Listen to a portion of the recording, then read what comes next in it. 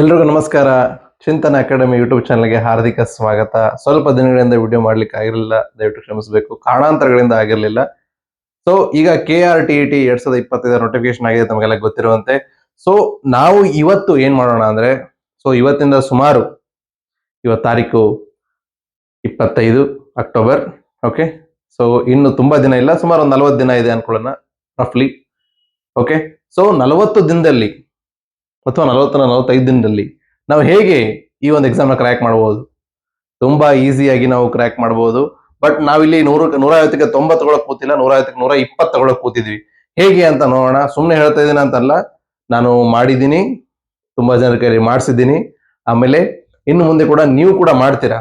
Okay, ನಾನು ಏನನ್ನ ಹೇಳ್ತಿದ್ದೀನಿ ತಾಳ್ಮೆಯಿಂದ ತಾವುಗಳು ಕೂತ್ಕೊಂಡು ಕೇಳಿದ್ರೆ ಆ ಸ್ಟ್ರಾಟಜಿ ಸರಿಯಾಗಿ ವರ್ಕ್ ಆಗೇ ಆಗುತ್ತೆ. ನಾನು ಸುಮಾರು BEd ಕಾಲೇಜಲ್ಲಿ ಉಪನ್ಯಾಸವನ್ನು ನೀಡಿದ್ದೀನಿ ಈ ಬಗ್ಗೆ. ಆಮೇಲೆ ಇದನ್ನ ಅಪ್ಲೈ ಮಾಡಿ ವಿದ್ಯಾರ್ಥಿಗಳು ಹಿಂದಿನ TET ಪರೀಕ್ಷೆಗಳಲ್ಲಿ, ಅಂದ್ರೆ ಹೋದ 2024 ಜೂನ್ 30ಕ್ಕೆ ಏನ್ ಪರೀಕ್ಷೆ ಆಗಿತ್ತು, ಅದರಲ್ಲಿ ತುಂಬಾ ಚೆನ್ನಾಗಿ ಅಂಕಗಳು 110, 115, 118 ಅಂಕಗಳನ್ನ ನನ್ನ ವಿದ್ಯಾರ್ಥಿಗಳು ತಗೊಂಡಿದ್ದಾರೆ ಅಂತ ಹೇಳಕ್ಕೆ ನನಗೆ ಹೆಮ್ಮೆ ಆಗುತ್ತೆ. ಸೊ ಹೇಗೆ ನಾವು ತಯಾರನ್ನ ಶುರು ಮಾಡಬೇಕು? ಓಕೆ, ಸೊ ನೀವು ಪೇಪರ್ 1 ಆದ್ರೂ ಬರೀಬಹುದು, ಪೇಪರ್ 2 ಆದ್ರೂ ಬರೀಬಹುದು, ಅಥವಾ ಎರಡು ಕೂಡ ಬರೆಯೋರು ಕೂಡ ಇರಬಹುದು. ಸೊ ಯಾರಿಗೆ ಆಗ್ಲಿ ಕೂಡ ಅದಕ್ಕೆ ಒಂದು ನಿಯಮಿತವಾದ ಒಂದು ಸ್ಟ್ರಾಟಜಿ ಇದ್ದೇ ಇರುತ್ತೆ. ಅದು ಜನರಲ್ ಆಗಿ ಎಲ್ರಿಗೂ ಅಪ್ಲೈ ಆಗುತ್ತೆ. ಸೊ ಕೆಲವೊಂದು ವಿಷಯಗಳೇನಿದೆ ಅದು ಸ್ವಲ್ಪ ಬೇರೆ ಇರುತ್ತೆ, ಅದನ್ನ ನಾವು ಬೇರೆ ಬೇರೆ ತರ ನೋಡೋಣ. ಮೊದಲನೇದಾಗಿ ನಾವು ಹೇಗೆ ಇದೆ ಎಕ್ಸಾಮ್ ಅಂತ ನೋಡೋಣ. Okay, so KRTET 2025ರಲ್ಲಿ 2 ಪತ್ರಿಕೆಗಳಿದ್ದಾವೆ. ಓಕೆ, ಯಾವ್ಯಾವ ಪತ್ರಿಕೆಗಳು ಅಂತ ನೋಡೋಣ. ನೋಡಿ, ಒಂದು ಪೇಪರ್ 1, ಇನ್ನೊಂದು ಪೇಪರ್ 2. ಹೌದಾ? ಸೊ ಪೇಪರ್ 1 ನಲ್ಲಿ 5 ಹಂತಗಳಿದೆ. ಸಾರಿ, 4 ಭಾಗಗಳಿದಾವೆ. ಯಾವುದೇ ಪೇಪರ್ ಅದು 1, 2, 3, 4. ಮೊದಲನೇ ಭಾಗ ಯಾವುದು ಅಂದ್ರೆ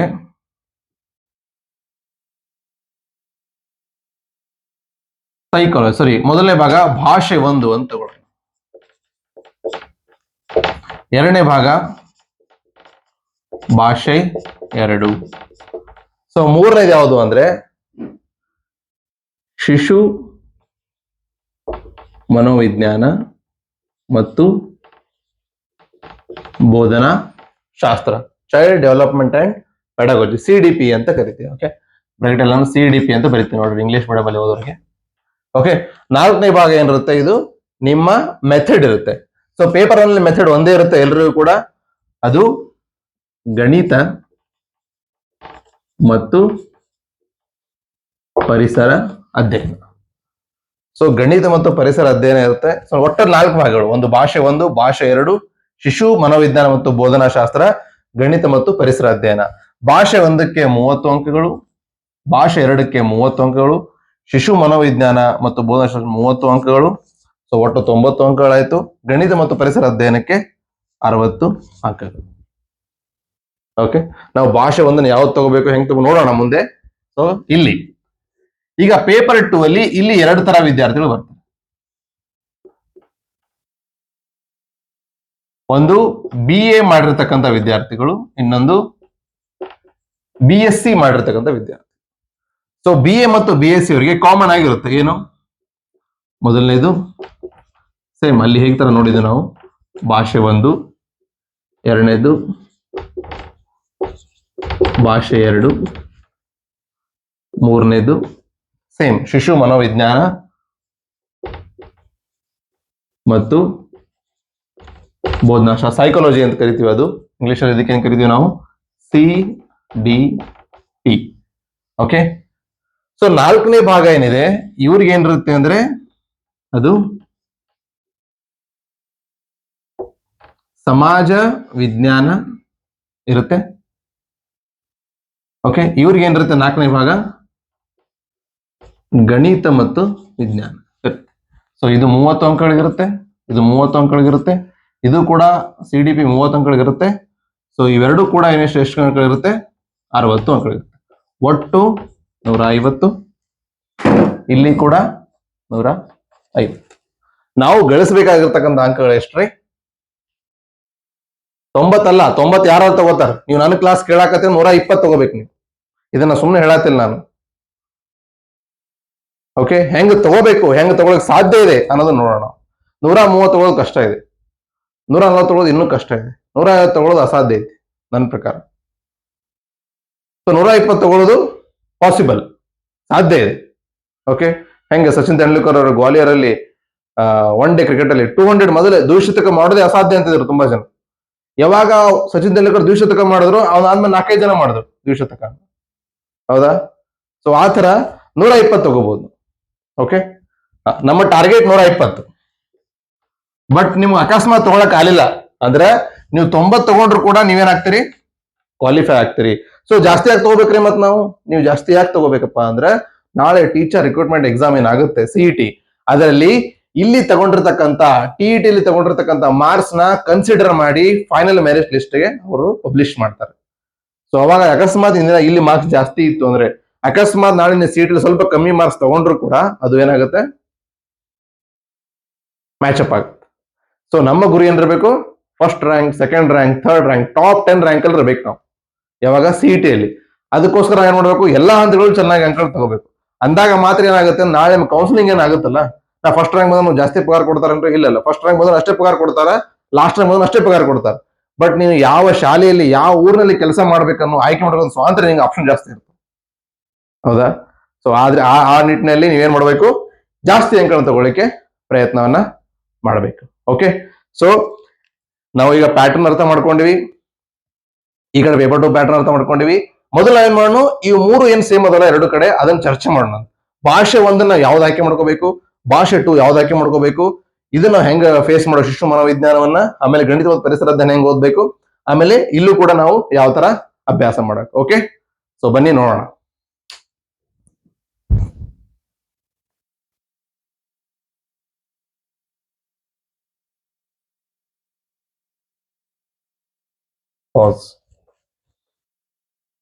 ಸೊ ಓಕೆ, ಈಗ ನಾವೇನ್ ಮಾಡೋಣ? ಮೊದಲನೇ ಭಾಗ ಯಾವ್ದ್ರಿ ನಮ್ದು? ಭಾಷೆ 1. ಭಾಷೆ 1 ನಾವು ಯಾವ್ದು ಆಯ್ಕೆ ಮಾಡ್ಕೋಬೇಕು ಅಂತ ನಾನು ಕೇಳಿದಾಗ ಸುಮಾರು ಜನ ವಿದ್ಯಾರ್ಥಿ ಏನ್ ಹೇಳ್ತಾರೆ ಅಂದ್ರೆ, ಸರ್ ನಮ್ದು ಮಾತೃಭಾಷೆ ಯಾವ್ದಿರುತ್ತೋ ಅದನ್ನು ಆಯ್ಕೆ ಮಾಡ್ಕೋಬೇಕು ಅಂತ ಹೇಳ್ತಾರೆ. ಇಲ್ಲ ಕೆಲವರು ಸರ್ 10ನೇ ತರಗತಿಯಲ್ಲಿ ನಮ್ದು ಪ್ರಥಮ ಭಾಷೆ ಯಾವ್ದಿರುತ್ತೋ ಅದನ್ನ ಆಯ್ಕೆ ಮಾಡ್ಕೋಬೇಕು ಅಂತ ಹೇಳ್ತಾರೆ. ಇನ್ನು ಕೆಲವರು ಏನ್ ಹೇಳ್ತಾರೆ ಅಂದ್ರೆ, ಸರ್ ನಾವು ಯಾವ ಭಾಷೆಯಲ್ಲಿ ಬಹಳಷ್ಟು ಕಂಫರ್ಟೇಬಲ್ ಇರ್ತೀವಲ್ರಿ ಅದನ್ನ ಆಯ್ಕೆ ಮಾಡ್ಕೋಬೇಕು ಅಂತ ಹೇಳ್ತಾರೆ.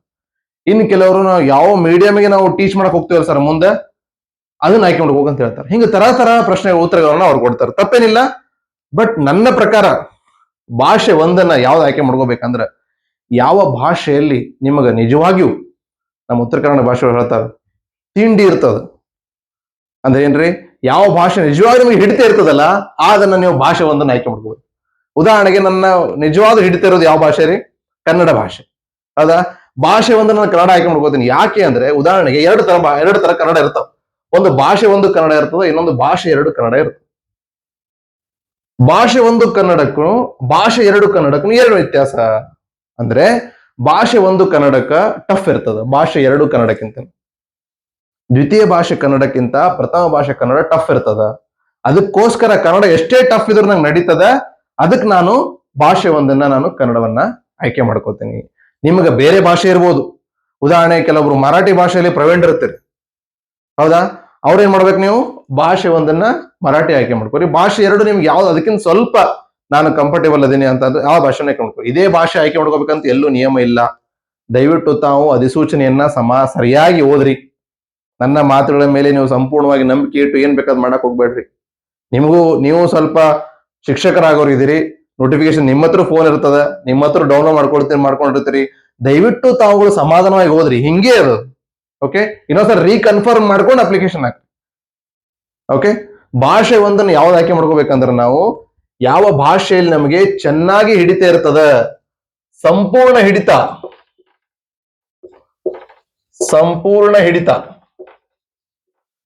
ಇರ್ತದಲ್ಲ ಆ ಭಾಷೆಯನ್ನು ನಾವು ಆಯ್ಕೆ ಮಾಡ್ಕೋಬೇಕು ಭಾಷೆ 1 ಆಗಿ. ಓಕೆ, ಈ ಭಾಷೆ 1ರಲ್ಲಿ 2 ತರಹ ಇರ್ತಾವ ಪ್ರಶ್ನೆಗಳು. ಯಾವ್ಯಾವ ತರ ರೀ? ಒಂದು ಭಾಷಾ ಕೌಶಲ್ಯ, ಇನ್ನೊಂದು ಭಾಷಾ ಬೋಧನಾ ಶಾಸ್ತ್ರ. ಒಂದು ಭಾಷಾ ಕೌಶಲ್ಯ, ಪೂರ್ತಿ ಬರಿತಾ ಇಲ್ಲ ಅನ್ನೋ ಸಮಯ ಉಳಿಸ್ಲಿಕ್ಕೆ. ಭಾಷಾ ಕೌಶಲ್ಯ, ಇನ್ನೊಂದು ಭಾಷಾ ಬೋಧನಾ ಶಾಸ್ತ್ರ. ಭಾಷಾ ಕೌಶಲ್ಯ ಮೇಲೆ 15 ಪ್ರಶ್ನೆಗಳು ಇರ್ತಾವು, ಭಾಷಾ ಬೋಧನಾ ಶಾಸ್ತ್ರ 15 ಪ್ರಶ್ನೆಗಳು ಇರ್ತಾವ. ಏನ್ರಿ ಭಾಷಾ ಕೌಶಲ್ಯ ಅಂದ್ರೆ? ನಿಮ್ಗ ಈ ಭಾಷೆ, ಯಾವ ಭಾಷೆ, ಉದಾಹರಣೆ ಕನ್ನಡ ಭಾಷೆ, ಕನ್ನಡ ಭಾಷೆ ಸರಿಯಾಗಿ ಬರ್ತದೋ ಇಲ್ಲೋ ಈ ವ್ಯಕ್ತಿಗೆ, ಈ ಅಭ್ಯರ್ಥಿಗೆ ಅಂತ ಚೆಕ್ ಮಾಡ್ಲಿಕ್ಕೆ ಅವ್ರು ಏನ್ ಮಾಡ್ತಾರೆ ಅಂದ್ರೆ ನಿಮ್ಗ ಈ ಪ್ರಶ್ನೆಗಳನ್ನ ಕೇಳ್ತಾರೆ. ಅಂದ್ರೆ ಏನು? ಮೇಲೆ ಒಂದು ಗದ್ಯ ಭಾಗ ಕೊಡ್ತಾರ, ಕೆಳಗೆ ಪ್ರಶ್ನೆಗಳನ್ನ ಕೊಡ್ತಾರ, ಆ ಗದ್ಯ ಭಾಗದ ಅನುಸಾರವಾಗಿ ನೀವು ಆ ಪ್ರಶ್ನೆ ಉತ್ತರಿಸಿರಿ ಅಂತ ಮೇಲೆ ಸೂಚನೆ ಕೊಟ್ಟಿರ್ತಾರ. ಹೌದಾ? ನೆಕ್ಸ್ಟ್ ಒಂದು ಪದ್ಯ ಭಾಗ ಕೊಡ್ಬೋದು, ಅಥವಾ ಬೇರೆ ಬೇರೆ ಇನ್ನೊಂದು ಗದ್ಯ ಭಾಗ ಕೊಡ್ಬೋದು, ಅದಕ್ಕೆ ಕೊಡ್ತಾರ. ಆಮೇಲೆ ತಪ್ಪು ಕಂಡು ಹಿಡಿಯಿರಿ ಅಂತ ಹೇಳ್ತಾರೆ. ಉದಾಹರಣೆಗೆ ಒಂದು ಪ್ರಶ್ನೆ ಬರೀತಾರ, ರಾಮನು ಕಾಡಿಗೆ ಹೋದನು ಅಂತ ಐತಿ. ಸಿಂಪಲ್ ಐತೆ ಇದು ವಾಕ್ಯ. ಈಗ ರಾಮನು ಕಾಡಿಗೆ ಹೋದನು ಅಂತಿತ್ತಂತಿಕೋ, ರಾಮನಲ್ಲಿ ಕಾಡಿಗೆ ಹೋದನು ಅಂತ ಬರೀತಾರ. ಬರೆದು ಈ ವಾಕ್ಯದಲ್ಲಿ ತಪ್ಪಾದ ಪದವನ್ನು ಗುರುತಿಸಿರಿ ಅಂತ ಹೇಳ್ತಾರೆ. ಅವ ನೀವೇನ್ ಹಾಕ್ತೀರಿ ಹೇಳ್ರಿ? ರಾಮನಲ್ಲಿ ಆಗ್ಬಾರ್ದದು, ರಾಮನು ಆಗ್ಬೇಕಂತ ಹೇಳ್ತಾರೆ. ಹೌದಾ? ಇದು ತಪ್ಪಾದ ಪದವನ್ನ ಕಂಡುಹಿಡಿಯೋದು. ಹೌದಾ? ಅದೇ ತರ ಸುಮಾರು ತರ ಅವರು ಪ್ರಶ್ನೆಗಳನ್ನು ಕೇಳಬಹುದು ಭಾಷಾ ಕೌಶಲ್ಯಗಳ ಮೇಲೆ. ಇಲ್ಲಿ ವ್ಯಾಕರಣವನ್ನು ಕೂಡ ಕೇಳಬಹುದು. ಹೌದಾ? ಯಾವ ತರ ಓದ್ಬೇಕು, ಏನ್ ಓದ್ಬೇಕಂತ ಮತ್ತೆ ಬರ್ತೇನೆ ನಾನು. ಬಟ್ ಈಗ ತಿಳ್ಕೊಡ್ರಿ ಭಾಷಾ ಕೌಶಲ್ಯ ಏನು ಗೊತ್ತಾಯ್ತು ನಿಮ್ಗೆ. ಇನ್ನು ಭಾಷಾ ಬೋಧನಾ ಶಾಸ್ತ್ರ ಅಂದ್ರೆ ಏನು? ಒಂದು ಮಗುವಿಗೆ ನೀವು ಏನಾದ್ರೂ ಭಾಷೆನ ಕಲಿಸ್ಬೇಕಾಗಿತ್ತಪ್ಪ ಅಂದ್ರೆ, ಹೌದಾ, ಅಕಸ್ಮಾತ್ ನೀವ್ ಏನಾದ್ರು ಟೀಚ್ ಮಾಡಿದ್ರಿ ಅಂದ್ರೆ ಬಿ ಎಡ್ ಅಲ್ಲಿ ಕೂಡ ನೀವು ಪ್ರಾಕ್ಟಿಕಲ್ ಆಗಿ ಟೀಚ್ ಮಾಡಿರ್ತೀರಿ. ಹೌದಾ? ಆ ಮಗು ಒಂದು ಮಗು ಭಾಷೆನೇ ಬರ್ತಿರಂಗಿಲ್ಲ ತಿಳ್ಕೊಟ್ರಿ. ಉದಾಹರಣೆಗೆ ಒಂದು ಮಗು ನಿಮ್ಮ ಕ್ಲಾಸ್ನಾಗ ಇರ್ತದ, ಕನ್ನಡ ಮಾಧ್ಯಮ ಶಾಲೆಗೆ ಹೋಗಿರ್ತೀರಿ ನೀವು. ಹೌದಾ? ನಾನು ಕೂಡ ಈ ತರ ಹಲವಾರು ಉದಾಹರಣೆ ನೋಡ್ತೇನೆ. ಆ ಮಗು ಏನಾಗಿರ್ತದ, ಪಾಪ ಬೇರೆ ಕಡೆಯಿಂದ ಮಹಾರಾಷ್ಟ್ರದಿಂದ ವಲಸೆ ಬಂದಿರ್ತದೆ ಅಂತ ತಿಳ್ಕೊಟ್ರಿ, ಅಥವಾ ಬೇರೆ ಯಾವುದೋ ರಾಜ್ಯ ವಲಸೆ ಬಂದಿರುತ್ತೆ ತಿಳ್ಕೊಟ್ರಿ. ಆ ಮಗುವಿನ ಮಾತೃಭಾಷೆ ಮರಾಠಿ, ಆ ಮಗು ಮನೆಯಲ್ಲಿ ಮಾತಾಡೋದು ಕೂಡ ಮರಾಠಿ. ಹೌದಾ? ಆ ಮಗುವಿನ ಸಂಪೂರ್ಣ ವ್ಯವಹಾರ ಮರಾಠಿಯಲ್ಲಿ ಆಗಿರ್ತದೆ. ಬಟ್ ಏನ್ ಮಾಡಕ್ಕಾಗತ್ತಾ, ನಮ್ಮ ಊರಲ್ಲಿ ಕನ್ನಡ ಮಾಧ್ಯಮ ಶಾಲೆ ಇರ್ತದ, ಆ ಮಗುವನ್ನ ತಂದವರು ಕನ್ನಡ ಮಾಧ್ಯಮ ಶಾಲೆಗೆ ಸೇರಿಸ್ತಾರೆ. ಈಗ ಆ ಮಗುವಿಗೆ ನಾನು ಫಸ್ಟ್ ಕನ್ನಡ ಕಲಿಸ್ಬೇಕು, ಆಮೇಲೆ ಗಣಿತ ವಿಜ್ಞಾನ ಕಲಿಸ್ಲಿಕ್ಕೆ ಸಾಧ್ಯ ಅದು, ಅಥವಾ ಸಮಾಜ ಕಲಿಸ್ಲಿಕ್ಕೆ ಸಾಧ್ಯ ಅದು. ಅವನಿಗೆ ಕನ್ನಡನೇ ಬರಂಗಿಲ್ಲ ಪಾಪ, ನಾ ಎಲ್ಲಿಂದ ಅವನಿಗೆ ನಾ ಗಣಿತ ಕಲಿಸ್ಲಿಕ್ಕೆ ಸಾಧ್ಯ? ಹೌದಾ? ಅರ್ಥ ಆಯ್ತು ನಿಮ್ಗೆ ಯಾಕೆ ಇದನ್ನ ಕೇಳ್ತಾರಂತ ಪ್ರಶ್ನೆಗಳನ್ನ? ನಾ ಗಣಿತ ಶಿಕ್ಷಕ ಆಗೋದೇನ್ರಿ, ಈ ಕನ್ನಡ ಭಾಷಾ ಬೋಧನ ಕಲಿಸೋದಿಲ್ಲ, ನಂಗೆ ಏನ್ ಮಾಡೋದು ತಗೊಂಡು? ಅಲ್ಲ ತಮ್ಮ, ಯಾಕಂದ್ರೆ ಇದಕ್ಕೋಸ್ಕರ. ಓಕೆ, ಒಂದು ಮಗುವಿಗೆ ಭಾಷೆ ಕಲಿಸ್ಬೇಕಾಗಿತ್ತಪ್ಪ ಅಂದ್ರೆ ನೀವೇನ್ ಮಾಡಿ ಹೆಂಗ್ ಕಲಿಸ್ತೀರಿ ಅನ್ನೋ ಪ್ರಶ್ನೆಗಳು ಇರ್ತಾವ. ಓಕೆ, ಅದು ಭಾಷಾ ಬೋಧನಾ ಶಾಸ್ತ್ರ. ಭಾಷಾ ಕೌಶಲ್ಯ ಮ್ಯಾಗ ವ್ಯಾಕರಣ, ಈಗ ಇದನ್ನ ತಯಾರಿ ಹೆಂಗ್ ಮಾಡ್ಬೇಕು ಈಗ ಹೇಳ್ಬಿಡ್ತೀನಿ ನೋಡ್ರಿ. ಭಾಷಾ ಕೌಶಲ್ಯ ಹೆಂಗ್ ತಯಾರಿ ಮಾಡ್ಬೇಕು ನೀವಂದ್ರೆ, ಉದಾಹರಣೆ ಕನ್ನಡ ಭಾಷೆ ಅದ, ನನಗೆ ಭಾಷೆಯ ಮೇಲೆ ಸಂಪೂರ್ಣ ಹಿಡಿತ ಬರ್ಬೇಕಾಗಿತ್ತಪ್ಪ ಅಂದ್ರೆ, ಈಗ ನನ್ನ ಭಾಷೆ ಬರ್ತದ ಆಲ್ರೆಡಿ, ನಂಗೆ ಅರ್ಥ ಆಗ್ತದ, ನಾನು ಓದ್ತೀನಿ ಬರಿತೀನಿ ಎಲ್ಲ ಮಾಡ್ತೀನಿ, ನಾನು ಇನ್ನೂ ಸಂಪೂರ್ಣವಾದ ಹಿಡಿತ ತಗೋಬೇಕಾಗಿತ್ತಪ್ಪ, ನಾ ಏನ್ ಮಾಡ್ಬೇಕು? ಈ ಭಾಷೆಯ ಹೊಸ ಪದಗಳನ್ನು ಕಲಿಬೇಕು, ಆ ಹೊಸ ಪದ ರಚನೆಯನ್ನು ಕಲಿಬೇಕು. ಹೊಸ ಪದಗಳನ್ನು ಎಲ್ಲಿಂದ ಕಲಿತೀರಿ ನೀವು? ನೀವು ಯಾವಾಗ ಹೊಸ ಪದಗಳನ್ನು ಓದ್ತೀರಿ, ಎಲ್ಲಿಂದ ಓದ್ತೀರಿ ಅದನ್ನ? ದಿನಪತ್ರಿಕೆ ಇಸ್ ದ ಬೆಸ್ಟ್ ಫಾರ್ಮ್. ಯಾವುದಾದ್ರೂ ದಿನಪತ್ರಿಕೆ ತಗೊಳ್ರಿ, ಇದೇ ದಿನಪತ್ರಿಕೆ ನಾನು ಹೇಳಲ್ಲ, ಯಾವ್ದು ಬೇಕಾದ್ರೂ ಕನ್ನಡ ದಿನಪತ್ರಿಕೆನ ತಗೊಂಡು ನೀವು ಅದನ್ನ ದಯವಿಟ್ಟು ಓದ್ರಿ.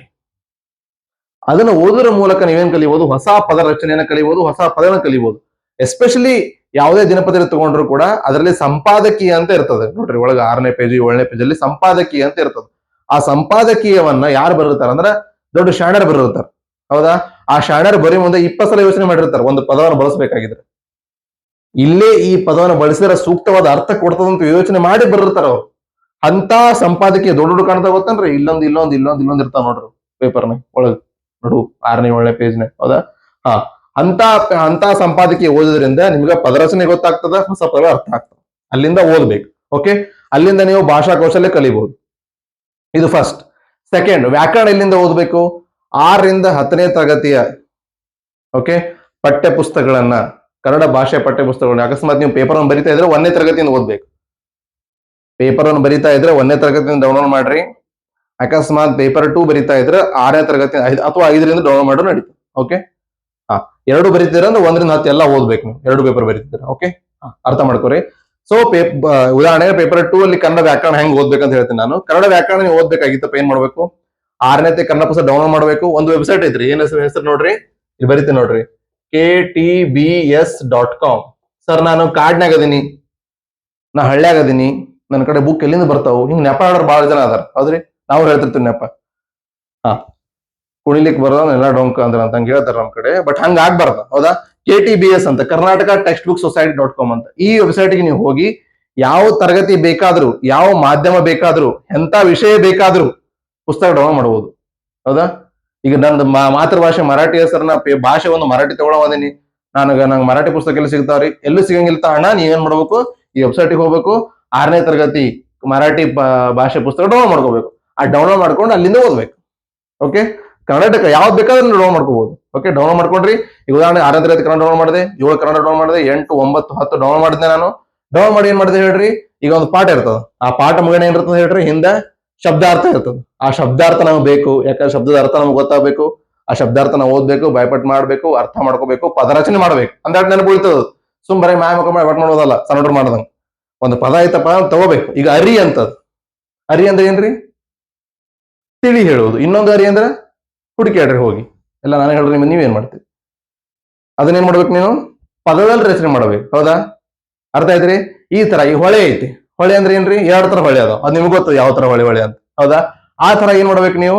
ಪದರಚನೆಯನ್ನ ಮಾಡ್ಬೇಕು. ಪದರಚನೆ ವಾಕ್ಯದಲ್ಲಿ ಬಳಸ್ಬೇಕದ, ಅಂದ್ರೆ ನೆನಪು ಉಳಿತದ. ಹೌದಾ? ಈ ತರ ಮಾಡಿ ಏನ್ ಮಾಡ್ಬೇಕು ನೀವು? ಆ ಪದ ನೆನಪಿಡ್ಬೇಕು. ಇದು 1ನೇದು. 2ನೇದು, ಪಾಠ ಮುಗಿದ ತಕ್ಷಣ ಶಬ್ದಾರ್ಥ ಇರ್ತದೆ, ಅದನ್ನ ಓದ್ಬೇಕು. ಹೇಳಿದ್ರೆ ನಿಮ್ಗೆ ನೆಕ್ಸ್ಟ್ ಏನ್ ಇರ್ತದೆ? ಪ್ರಶ್ನೋತ್ತರ ಇರ್ತದೆ. ಅದ್ ನಮ್ಗೆ ಬೇಕಾಗಿಲ್ಲ. ಆ ಪಾಠ ಸಂಬಂಧಪಟ್ಟದ ನಮ್ಮ ಎಕ್ಸಾಮ್ ಬೇಕಾಗಿಲ್ಲ. ಯಾವ್ದು ನಮ್ಗೆ ಎಕ್ಸಾಮ್ ಬೇಕಾಗಲ್ಲ ಅದನ್ನ ಓದಬಾರ್ದು. ಹೌದ್ರಿ? ಯಾವ ದಾರಿನ ಹೋಗ್ಬೇಕಾಗಿಲ್ಲ, ಆ ದಾರಿ ಅರ್ಥ ತಿಳ್ಕೊಂಡು ನಮ್ಗೆ ಸಮಯ ವ್ಯರ್ಥ ಮಾಡ್ಕೋಬಾರ್ದು. ಹೌದಾ? ಪ್ರಶ್ನೋತ್ತರ ಆದ್ಮೇಲೆ ಏನ್ ಇರ್ತದೆ ಹೇಳ್ರಿ? ಭಾಷಾಭ್ಯಾಸ ಇರ್ತದೆ.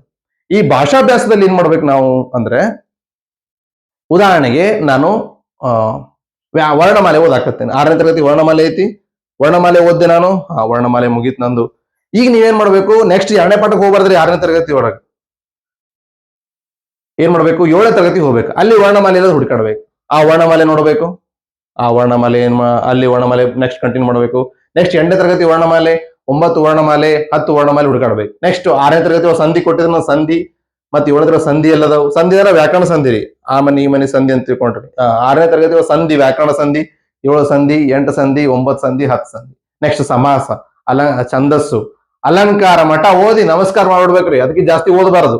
ಇಷ್ಟಪ್ಪ ಕನ್ನಡ ಗ್ರಾಮರ್ ಪುಸ್ತಕ ತರಬಾರ್ದ್ರಿ, ತಂದು ಓದಬಾರದು. ಅದು ವ್ಯರ್ಥ ಐತಿ. ಯಾಕಂದ್ರ 15 ಮಾರ್ಕ್ಸ್ ಏನದ್ರಿ? ಭಾಷಾ ಕೌಶಲ್ಯ ಅದ. ಇದ್ರ ಮ್ಯಾಕ್ಸಿಮಮ್ ಏನಾದ್ರೂ ಒಂದು 5 ಮಾರ್ಕ್ಸ್ ಗ್ರಾಮರ್ ಬರ್ಬೋದ್ರಿ. 5 ಮಾರ್ಕ್ಸ್ ಗ್ರಾಮರ್ ಬರ್ಬೋದು. ಈ 5 ಮಾರ್ಕ್ಸ್ ಸಂಬಂಧ ನೀವು ಇಷ್ಟ ಪುಸ್ತಕ ಓದೋದು ವ್ಯರ್ಥ. ಅರ್ಥ ಆಗ್ತೀನಿ ನಾನು ಹೇಳ್ತಾ ಇದೀನಿ ಅಂತ. ದಯವಿಟ್ಟು 6ರಿಂದ 10ನೇ ತರಗತಿ ಪುಸ್ತಕ ಓದ್ರಿ, ಅಲ್ಲಿಂದನೇ ಬರ್ತಾವ. ಅದಕ್ಕಿಂತ ಮ್ಯಾಗಿನ ಕ್ವಶನ್ ಬರಂಗಿಲ್ಲ ಅಂತ ಹೇಳಂಗಿಲ್ಲ, ಬರಬಹುದು. ಬಟ್ ಅದು ನಿಮಗೂ ಬರಂಗಿಲ್ಲ, ಬೇರೆ ಯಾರಿಗೂ ಬರಂಗಿಲ್ಲ. ಹೌದಾ? ನಮ್ 150 ಹೋಗ್ಬೇಕಾಗಿಲ್ಲ, ನಾನು 120 ಹೋಗ್ಬೇಕಂತ ಹೇಳ್ತೀನಿ ಅದಕ್ಕೆ. ಓಕೆ, ಇಷ್ಟು ಫಾಲೋ ಮಾಡ್ರಿ. ಇಷ್ಟೇ ಮಾಡಕ್ ಸಾಧ್ಯತೆ ಈಗ ಕೊಟ್ಟಿರೋ ಟೈಮ್ದಾಗ. ಆಮೇಲೆ ಇಷ್ಟೇ ಮಾಡ್ಬೇಕು, ಜಾಸ್ತಿ ಮಾಡಬಾರ್ದು. ಅರ್ಥ ಆಯ್ತಾ? ನೆಕ್ಸ್ಟ್ ಗ್ರಾಮರ್ ಹೆಂಗ್ ಹೋಗಿ ಗೊತ್ತಾಯ್ತು. ಭಾಷಾ ಕೌಶಲ್ಯ ಬಗ್ಗೆ ನಾನು ಹೇಳಿದೆ ನಿಮಗೆ. ಇನ್ನು ಗದ್ಯ ಭಾಗ ಹೆಂಗ, ಪದ್ಯ ಭಾಗ ನಾ ಹೆಂಗ್ ಮಾಡ್ಬೇಕಂದ್ರೆ, ಯಾವುದೇ ಗದ್ಯ ಭಾಗ ಓದುವಾಗ ಗದ್ಯ ಓದಿ ಕೆಳ ಪ್ರಶ್ನೆಗಳನ್ನ ಓದಬಾರದು. ಇದು ನಾವು ಓದಿ 5ನೇ ತರಗತಿ ಮಕ್ಕಳು ಮಾಡ್ತಾರೆ. ನಾವು ಹಂಗ್ ಮಾಡಬಾರ್ದು. ನಾವೇನ್ ಮಾಡ್ಬೇಕಂದ್ರೆ ಫಸ್ಟ್ ಪ್ರಶ್ನೆಗಳನ್ನ ಓದ್ಬೇಕು. ಪ್ರಶ್ನೆಗಳನ್ನ ಓದಿ ಗದ್ಯ ಭಾಗವನ್ನು ಓದ್ಬೇಕು. ಇದರಿಂದ ಏನಾಗುತ್ತಂದ್ರೆ, ಈ ಪ್ರಶ್ನೆಗೆ ಉತ್ತರ ಎಲ್ಲಿಂದ ಕಂಡುಹಿಡಿತೀವಿ ನಾವು? ಸಬ್ ಕಾನ್ಶಿಯಸ್ ಅದನ್ನು ಹುಡುಕಾಡ್ತಿರ್ತೀವಿ. ಆಮೇಲೆ ನಮ್ದು ಸಮಯ ಉಳಿತದ, ಎಲ್ಲಾನು ಉಳಿತದ. ಓಕೆ, ಸೊ ನಾವು ಭಾಷೆ ಕೌಶಲ್ಯನ ಹಿಂಗ್ ತಯಾರಿ ಮಾಡ್ಬೇಕು. ಓಕೆ, ನೆಕ್ಸ್ಟ್ ಭಾಷಾ ಬೋಧನಾಶಾಸ್ತ್ರ ಹೆಂಗ್ ಮಾಡ್ಬೇಕ್ರಿ? ಇದು ಒಂದು PDF ಸಿಗುತ್ತೆ ಮಾರ್ಕೆಟ್ ಒಳಗ, ಅಥವಾ ಯಾವ್ದೋ ಟೆಲಿ. ನಾನು ಕೂಡ ಈ ಒಂದು ನನ್ನ ಯೂಟ್ಯೂಬ್ ಚಾನಲ್ ಲಿಂಕ್ ಅಲ್ಲಿ ಕೊಡ್ತೀನಿ, ಅಥವಾ ನಾನು ಒಂದು ಗ್ರೂಪ್ ಕ್ರಿಯೇಟ್ ಮಾಡ್ತೀನಿ, ಅದ್ರಲ್ಲಿ ನಾನು ಹಾಕಿರ್ತೀನಿ. ಅಥವಾ ನಿಮಗೂ ಏನಾದ್ರು ಎಲ್ಲರೂ ಸಿಕ್ಕರೆ ದಯವಿಟ್ಟು ಅಲ್ಲಿಂದ ಏನ್ ಮಾಡ್ರಿ, ಈ ಕನ್ನಡ ಭಾಷಾ ಬೋಧನಾಶಾಸ್ತ್ರವನ್ನ ಅಭ್ಯಾಸ ಮಾಡ್ರಿ. ಇಲ್ಲ ನೀವು BEd ಅಲ್ಲಿ ಇತ್ತು, ಕೆಲವೊಂದು ಯೂನಿವರ್ಸಿಟಿಗಳಲ್ಲಿ ಇದೆ ಕನ್ನಡ ಭಾಷಾ ಬೋಧನೆ ಅಂತ ಇದೆ, ಅದನ್ನ ತಾವುಗಳು ತಗೊಂಡು ಓದ್ಬೇಕು. ಓಕೆ, ಈ ತರ ನೀವು ಈ ಒಂದು 30 ಮಾರ್ಕ್ಸ್ಗೆ ತಯಾರಿಯನ್ನ ಮಾಡ್ಬೇಕು. ಆಮೇಲೆ ನೆಕ್ಸ್ಟ್ ಏನ್ ಬರ್ತದೆ ಹೇಳ್ರಿ? ಭಾಷೆ 2. ಭಾಷೆ 2ರಲ್ಲಿ ನೋಡ್ರಿ, ಏನ್ ಮಾಡ್ಬೇಕು ನಾವು? ಇದು ಭಾಷೆ 1ಕ್ಕಿಂತನೂ ಸ್ವಲ್ಪ ಕಡಿಮೆ ಹಿಡಿತಾ ಇರಬೇಕು, ಸ್ವಲ್ಪ. ಓಕೆ, ಉದಾಹರಣೆಗೆ ನನಗೆ ಸಂಪೂರ್ಣವಾಗಿ ಕನ್ನಡ ಬರ್ತದೆ, ಅದಕ್ಕಿಂತ ನೆಕ್ಸ್ಟ್ ಭಾಷೆ ಯಾವ್ದು ಬರ್ತದಪ್ಪ ನಿನಗೆ?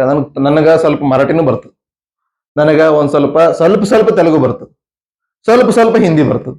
ಅದ್ರ ಅರ್ಥ ನಾ ಭಾಷೆ 1 ಕನ್ನಡ ಆದ್ಮ್ಯಾಗ ಭಾಷೆ 2 ಹಿಂದಿ ತಗೊಳಕಾಗತ್ತಾ, ಮರಾಠಿ ತಗೊಳಕಾಗತ್ತಾ? ಇಲ್ಲ. ಎಲ್ಲಕ್ಕೆ ಜಾಸ್ತಿ ಯಾವ್ದು ಬರ್ತದ್ರಿ? ಕನ್ನಡ ಬಿಟ್ರೆ ನನಗ ಇಂಗ್ಲಿಷ್ ಬರ್ತದೆ, ಅದಕ್ಕೆ ನಾ ಭಾಷೆ 2 ಇಂಗ್ಲಿಷ್ ತಗೋತೀನಿ. ನೀವು ಯಾವ್ದು ಬರ್ತಾ ಅಂತ ತಗೊಳ್ರಿ. ಓಕೆ, ಅಲ್ಲೂ ಕೂಡ ಹಿಂಗೆ ಸೇಮ್, ಇಲ್ಲೂ 15, ಇಲ್ಲೂ 15. ಅಲ್ಲಿ ಏನಂತ ನಾವು ಇಂಗ್ಲಿಷ್ ಏನ್ ಕರಿತೀವಿ? ಲಿಂಗ್ವಿಸ್ಟಿಕ್ ಸ್ಕಿಲ್ಸ್ ಅಂತ ಕರಿತೀವಿ. ಇಲ್ಲಿ ಲ್ಯಾಂಗ್ವೇಜ್ ಪೆಡಾಲಜಿ ಅಂತ ಕರಿತೀವಿ. ಓಕೆ, ಅಲ್ಲೂ ಕೂಡ 15 ಇರ್ತಾವು, ಇಲ್ಲೂ ಕೂಡ 15 ಇರ್ತಾವು. ಸೇಮ್ ಅಲ್ಲಿ ಏನ್ ಮಾಡ್ಬೇಕು? 6ರಿಂದ 10ನೇ ತರಗತಿ ಇಂಗ್ಲಿಷ್ ಬುಕ್ ಡೌನ್ಲೋಡ್ ಮಾಡಬೇಕು. ಅಲ್ಲಿ ಕೂಡ ಇಲ್ಲಿ ನೀವು ಪಾರ್ಟ್ಸ್ ಆಫ್ ಸ್ಪೀಚ್ ಓದಾಕತ್ತೀರಿ ಅಂದ್ರೆ ಅದ್ರೊಳಗೆ ಯಾವ್ದು ಓದಾಕತ್ತೀರಿ? ಉದಾಹರಣೆ ವರ್ಬ್ ಓದಾಕತ್ತಿ ಅಂತ ತಿಳ್ಕೊಂಡ್ರೆ 6ನೇ ಒಳಗೆ, 7ನೇ ವರ್ಬ್ ಎಲ್ಲ ಹುಡ್ಕಾಡ್ಬೇಕು, 8ರ ವರ್ಬ್ ಎಲ್ಲ ಹುಡ್ಕಾಡ್ಬೇಕು, 9ರ ಎಲ್ಲ ಹುಡ್ಕಾಡ್ಬೇಕು. ಹುಡ್ಕಾಡ್ಕೋದು ನೀವು ಹಂಗೆ ಓದ್ಬೇಕು. ಓಕೆ, ಈ ತರ ನೀವು ಪ್ರಿಪೇರ್ ಆಗ್ಬೇಕು. ಆ ತರ ಮಾಡಿದ್ರೆ ಮಾತ್ರ ನಿಮ್ಗೆ ಸರಿಯಾಗಿ ಅರ್ಥ ಆಗ್ತದೆ, ನೆನಪು ಉಳಿತದ, ಆಮೇಲೆ ನಿಮ್ಗೆ ಜಲ್ದಿ ಸಿಲೆಬಸ್ ಕವರ್ ಆಗ್ತದೆ. ಆ ಒಂದು ಕಾನ್ಫಿಡೆನ್ಸ್ ಕೂಡ ನಿಮ್ಮಲ್ಲಿ ಬರ್ತದೆ. ಈಗ ಭಾಷೆ ಎರಡಾಯ್ತಾ. ನೆಕ್ಸ್ಟ್ ಮೂರನೇ ಭಾಗ ಯಾವ್ದು ರೀ? ಏನದ್ರಿ? ಸೈಕಾಲಜಿ, CDP, ಶಿಶು ಮನೋವಿಜ್ಞಾನ ಮತ್ತು ಬೋಧನಾಶಾಸ್ತ್ರ. ಎಲ್ಲಕ್ಕಿಂತ ಟಫ್ ಇದೆ ಅಂತ ಹೇಳ್ತಾರೆ. ಇದು 30 ಅಂಕಗಳಿಗೆ ಬರ್ತದೆ. ಯಾಕೆ ಟಫ್ ಆಗತ್ರಿ? ಒಂದು ಕ್ಷಣ ನೀವು ಯೋಚನೆ ಮಾಡಿ. ಯಾಕೆ ಟಫ್ ಆಗುತ್ತ ಅಂದ್ರೆ, ನಮಗ ಇಲ್ಲಿ ಮಠ ಈ ಮನುಷ್ಯ ಎಲ್ಲೂ ಬೆಟ್ಟಾಗಿಲ್ಲ. ಅಂದ್ರೆ ನಾವು ಒಂದನೇತೇನು ಸಾಲಿ ಕಲಿಯತ್ತೀವ, ನಮಗ್ ಕನ್ನಡ ಗೊತ್ತದ, ಇಂಗ್ಲಿಷ್ ಗೊತ್ತದ, ಗಣಿತ ಗೊತ್ತದ, ವಿಜ್ಞಾನ ಗೊತ್ತದ, ಸಮಾಜ ಗೊತ್ತದ, ಎಲ್ಲ ಗೊತ್ತ, ಹಿಂದಿನ ಗೊತ್ತ, ಎಲ್ಲ ಗೊತ್ತದ. ಬಟ್ ಇದು ಎಲ್ಲಿ ಬೆಟ್ಟಾಗಿಲ್ಲ ನಮಗ್ ಜೀವನದಾಗ. ಇಲ್ಲೇ ಫಸ್ಟ್ ಟೈಮ್ ಒಬ್ಬ ಮನುಷ್ಯ ಬೆಟ್ಟಾಗತ್ತಿರ ಹೆಂಗ್ ಗೊತ್ತಾಗುತ್ತೆ? ಹೌದಾ? ಅಕಸ್ಮಾತ್ ನೀವು ಮೊದಲು ಬೆಟ್ಟಾಗಿದ್ರಿ ಅಂದ್ರೆ ಗೊತ್ತಾಗುತ್ತೆ ನಿಮ್ಗೆ, ಇವ್ನು ಹಿಂಗ್ ಹೇಳಿದ್ರೆ ಇವ್ನು ಹಿಂಗ್ ಬೀಳ್ತಾನಂತೆ. ಹೌದಾ? ಬಟ್ ಇಲ್ಲಿ ಗೊತ್ತಾಗಂಗಿಲ್ಲ, ಅದಕ್ಕೆ ಟಫ್ ಆಗುತ್ತೆ. ಬಟ್ ಇದನ್ನ ಹೆಂಗ್ ಬಿಡಿಸ್ಬೇಕಂತ ನಿಮ್ಗೆ ಹೇಳ್ತೇನೆ ನೋಡ್ರಿ. ಶಿಶು ಮನೋವಿಜ್ಞಾನ ಅಂದ್ರೆ ಏನ್ರಿ? ಶಿಶು ಮನೋವಿಜ್ಞಾನ ಅಂದ್ರೆ ಒಂದು ಮಗು ಐತಪ್ಪ ಅಂದ್ರೆ ಆ ಮಗುವಿನ ಮನಸ್ಸನ್ನ ಅರ್ಥ ಮಾಡ್ಕೊಳ್ಳೋದೇ ಶಿಶು ಮನೋವಿಜ್ಞಾನ. ಇಷ್ಟೇ ಸಿಂಪಲ್. ಹೌದಾ? ನೀವೀಗ ಒಂದು ಶಾಲೆ ಕಲಿಸ್ಲಾಕ್ ಹೋಗ್ತೀರಂದ್ರೆ ಮೊದಲ ಆ ಮಗುವಿಗೆ ಕಲಿಸೋಕ್ಕಿಂತ ಮೊದಲು ಆ ಮಗುವನ್ನ ನೀವು ಅರ್ಥ ಮಾಡ್ಕೋಬೇಕು. ಯಾರಿಗೆ ಬೇಕಾದ್ರೂ ಕಲ್ಸಕ್ ಸಾಧ್ಯ ಇಲ್ಲ. ಉದಾಹರಣೆಗೆ ಒಂದು ಮಗು ಅಂತ ತಿಳ್ಕೊಟ್ರೆ 10ನೇ ತರಗತಿಯಲ್ಲಿ ಒಂದು ಮಗು ಅದು, ಅಥವಾ 8ನೇ ತರಗತಿಯಲ್ಲಿ ಒಂದು ಮಗು ಅದು. ಆ ಮಗುವಿನ ಮನಸ್ಸಲ್ಲಿ ಏನು ಓಡಾಕತ್ತದ ಅಂತ ನಿಮ್ಗೆ ಹೆಂಗ್ ಗೊತ್ತಾಗತ್ರಿ?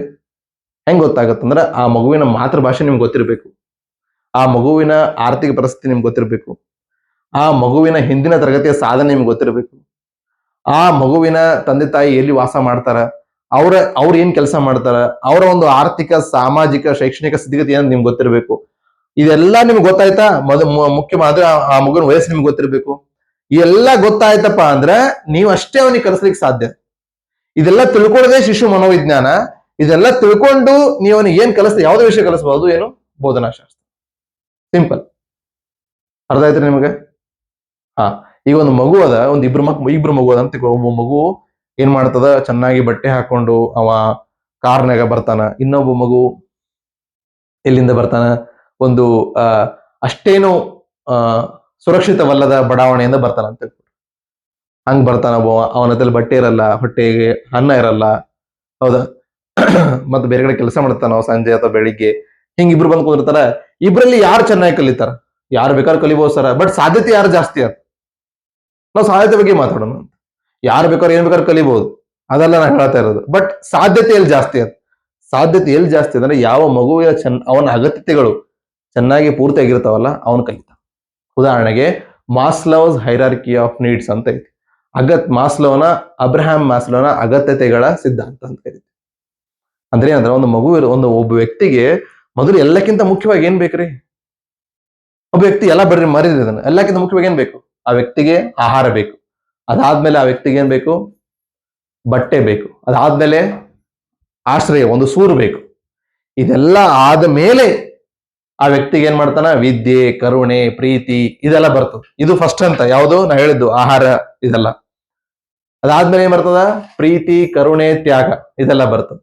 ಇದೆಲ್ಲ ಆದ್ಮೇಲೆ ಏನ್ ಬರ್ತದ್ರಿ? ಸ್ವಾಭಿಮಾನ, ಆತ್ಮ ವಿಶ್ವಾಸ, ಸಮಾಜ ಸೇವೆ ಇಂಥವೆಲ್ಲ ಬರ್ತಾವ.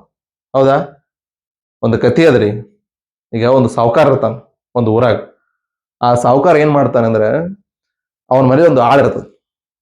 ಇನ್ನು ಬಿಗ್ ಬಾಸ್ ನೋಡ್ತೀರಿ? ನೋಡ್ತೀರಿ ಬಿಗ್ ಬಾಸ್? ಬಹುಶಃ ನೋಡ್ತೀರಿ ಆಲ್ಮೋಸ್ಟ್. ಅದರಲ್ಲೂ ಕೂಡ ಹಿಂಗೆ ನಾನು ನೋಡಲ್ಲ ಜಾಸ್ತಿ, ಬಟ್ ಸ್ಟಿಲ್ ಅಲ್ಲಿ ಒಂದು ಕ್ಲಿಪ್ಸ್ ಬರ್ತದಲ್ಲ, ಅಲ್ಲಿ ನೋಡ್ತಾ ಇರ್ತೀವಿ. ಇದು ಬಿಗ್ ಬಾಸ್ ತರನೇ ಅದು ಕತೆ. ಆ ಒಂದು ಏನು ಆಳ ಮನುಷ್ಯ ಇರ್ತಾನಲ್ಲ, ಆ ಆಳ ಮನುಷ್ಯಗ ಸಾಹುಕಾರ ಏನ್ ಮಾಡ್ತಾನಂದ್ರ, ಮುಂಜಾನೆ ಒಂದು ರೊಟ್ಟಿ ಕೊಡ್ತಾನ, ಸಂಜೆಗೆ ಒಂದು ರೊಟ್ಟಿ ಕೊಡ್ತಾನ. ಅದ್ರ ಜೊತೆಗೆ ಸ್ವಲ್ಪ ಕೆಂಪು ಮೆಣಸಿನ ಚಟ್ನಿ ಅಂತ ಇರ್ತದ, ಉತ್ತರ ಕನ್ನಡದ ಕೆಂಪು ಮೆಣಸಿನಕಾಯಿ ಚಟ್ನಿ ಕೊಡ್ತಿರ್ತಾನ. ಒಂದ್ ರೊಟ್ಟಿಗೆ ಒಂದು ಇಷ್ಟ ಕೊಡ್ತಾನ. ಬೆಳಿಗ್ಗೆ 2 ರೊಟ್ಟಿ, ಸಂಜೆಗೆ 2 ರೊಟ್ಟಿ ಇಷ್ಟ ಕೊಡ್ತಾನ. ಇದನ್ನ ಬಿಟ್ರೆ ಬೇರೆ ಏನು ಕೊಡ್ತಿರಂಗಿಲ್ಲ ತಿನ್ನಾಕವನಿಗೆ. ಬಟ್ ಒಂದಿನ ಏನಾಗ್ತದ್ರಿ? ದೀಪಾವಳಿ ಹಬ್ಬ ಇರ್ತದ. ಆ ದೀಪಾವಳಿ ಹಬ್ಬದಾಗ ಏನ್ ಮಾಡ್ತಾನ ಸಾಹುಕಾರ? ಸಿಟಿಗೆ ಹೋಗಿರ್ತಾನ ಏನೋ ತೊಂಬರ ಸಾಮಾನು. ಇಲ್ಲಿ ಸಾಹುಕಾರನ ಹೆಂಡತಿ ಸಾಹುಕಾರತಿ ಏನ್ ಮಾಡ್ತಾಳ? ಚೆನ್ನಾಗಿ ಅಡಿಗೆ ಮಾಡಿರ್ತಾಳ, ಬಗೆಯ ಬಗೆಯ ಖಾದ್ಯ ಮೃಷ್ಟಾನ್ನ ಭೋಜನ ಮಾಡಿರ್ತಾಳ. ನಾವಷ್ಟೇ ಏನ್ ತಿನ್ನೋದು ಮಂದಿ. ಪಾಪ ಆಳ ಮನುಷ್ಯ ಎಷ್ಟೋ ವರ್ಷ ದುಡ್ಯಾಕತ್ತಾನ ನಮ್ಮ ಮನ್ಯಾಗ, ಅವನಿಗೂ ಕರೆದು ಊಟ ಹಾಕೋನು ಅಂತೇಳಿ ಅವ್ನಿಗೆ ಏನ್ ಮಾಡ್ತಾಳ? ಕರಿತಾಳ. ಕರೆದು ಕುಂದ್ರತಮ್ಮ ಅಂತೇಳಿ ಎಲ್ಲ ಅವನಿಗೆ ಬಡಿಸಿ ಊಟಕ್ಕೆ ಹಾಕ್ತಾನ. ಅವ ಎಷ್ಟೋ ವರ್ಷಗಳಾಯ್ತು ಅವನ ಬಾಯಿ ರುಚಿ ಕಂಡ್ರಂಗಿಲ್ಲ, ರೊಟ್ಟಿ ಮತ್ತು ಕೆಂಪು ಚಟ್ನಿ ಬಿಟ್ರೆ. ಇಷ್ಟೆಲ್ಲ ಸಿಕ್ಕಾವ ಬಿಡ್ತಾನ, ಅವ ಚಪ್ಪರಿಸಿ ಹೊಡಿತಾನ, ಇಲ್ಲಿ ಮಠ ತಿಂತಾನ.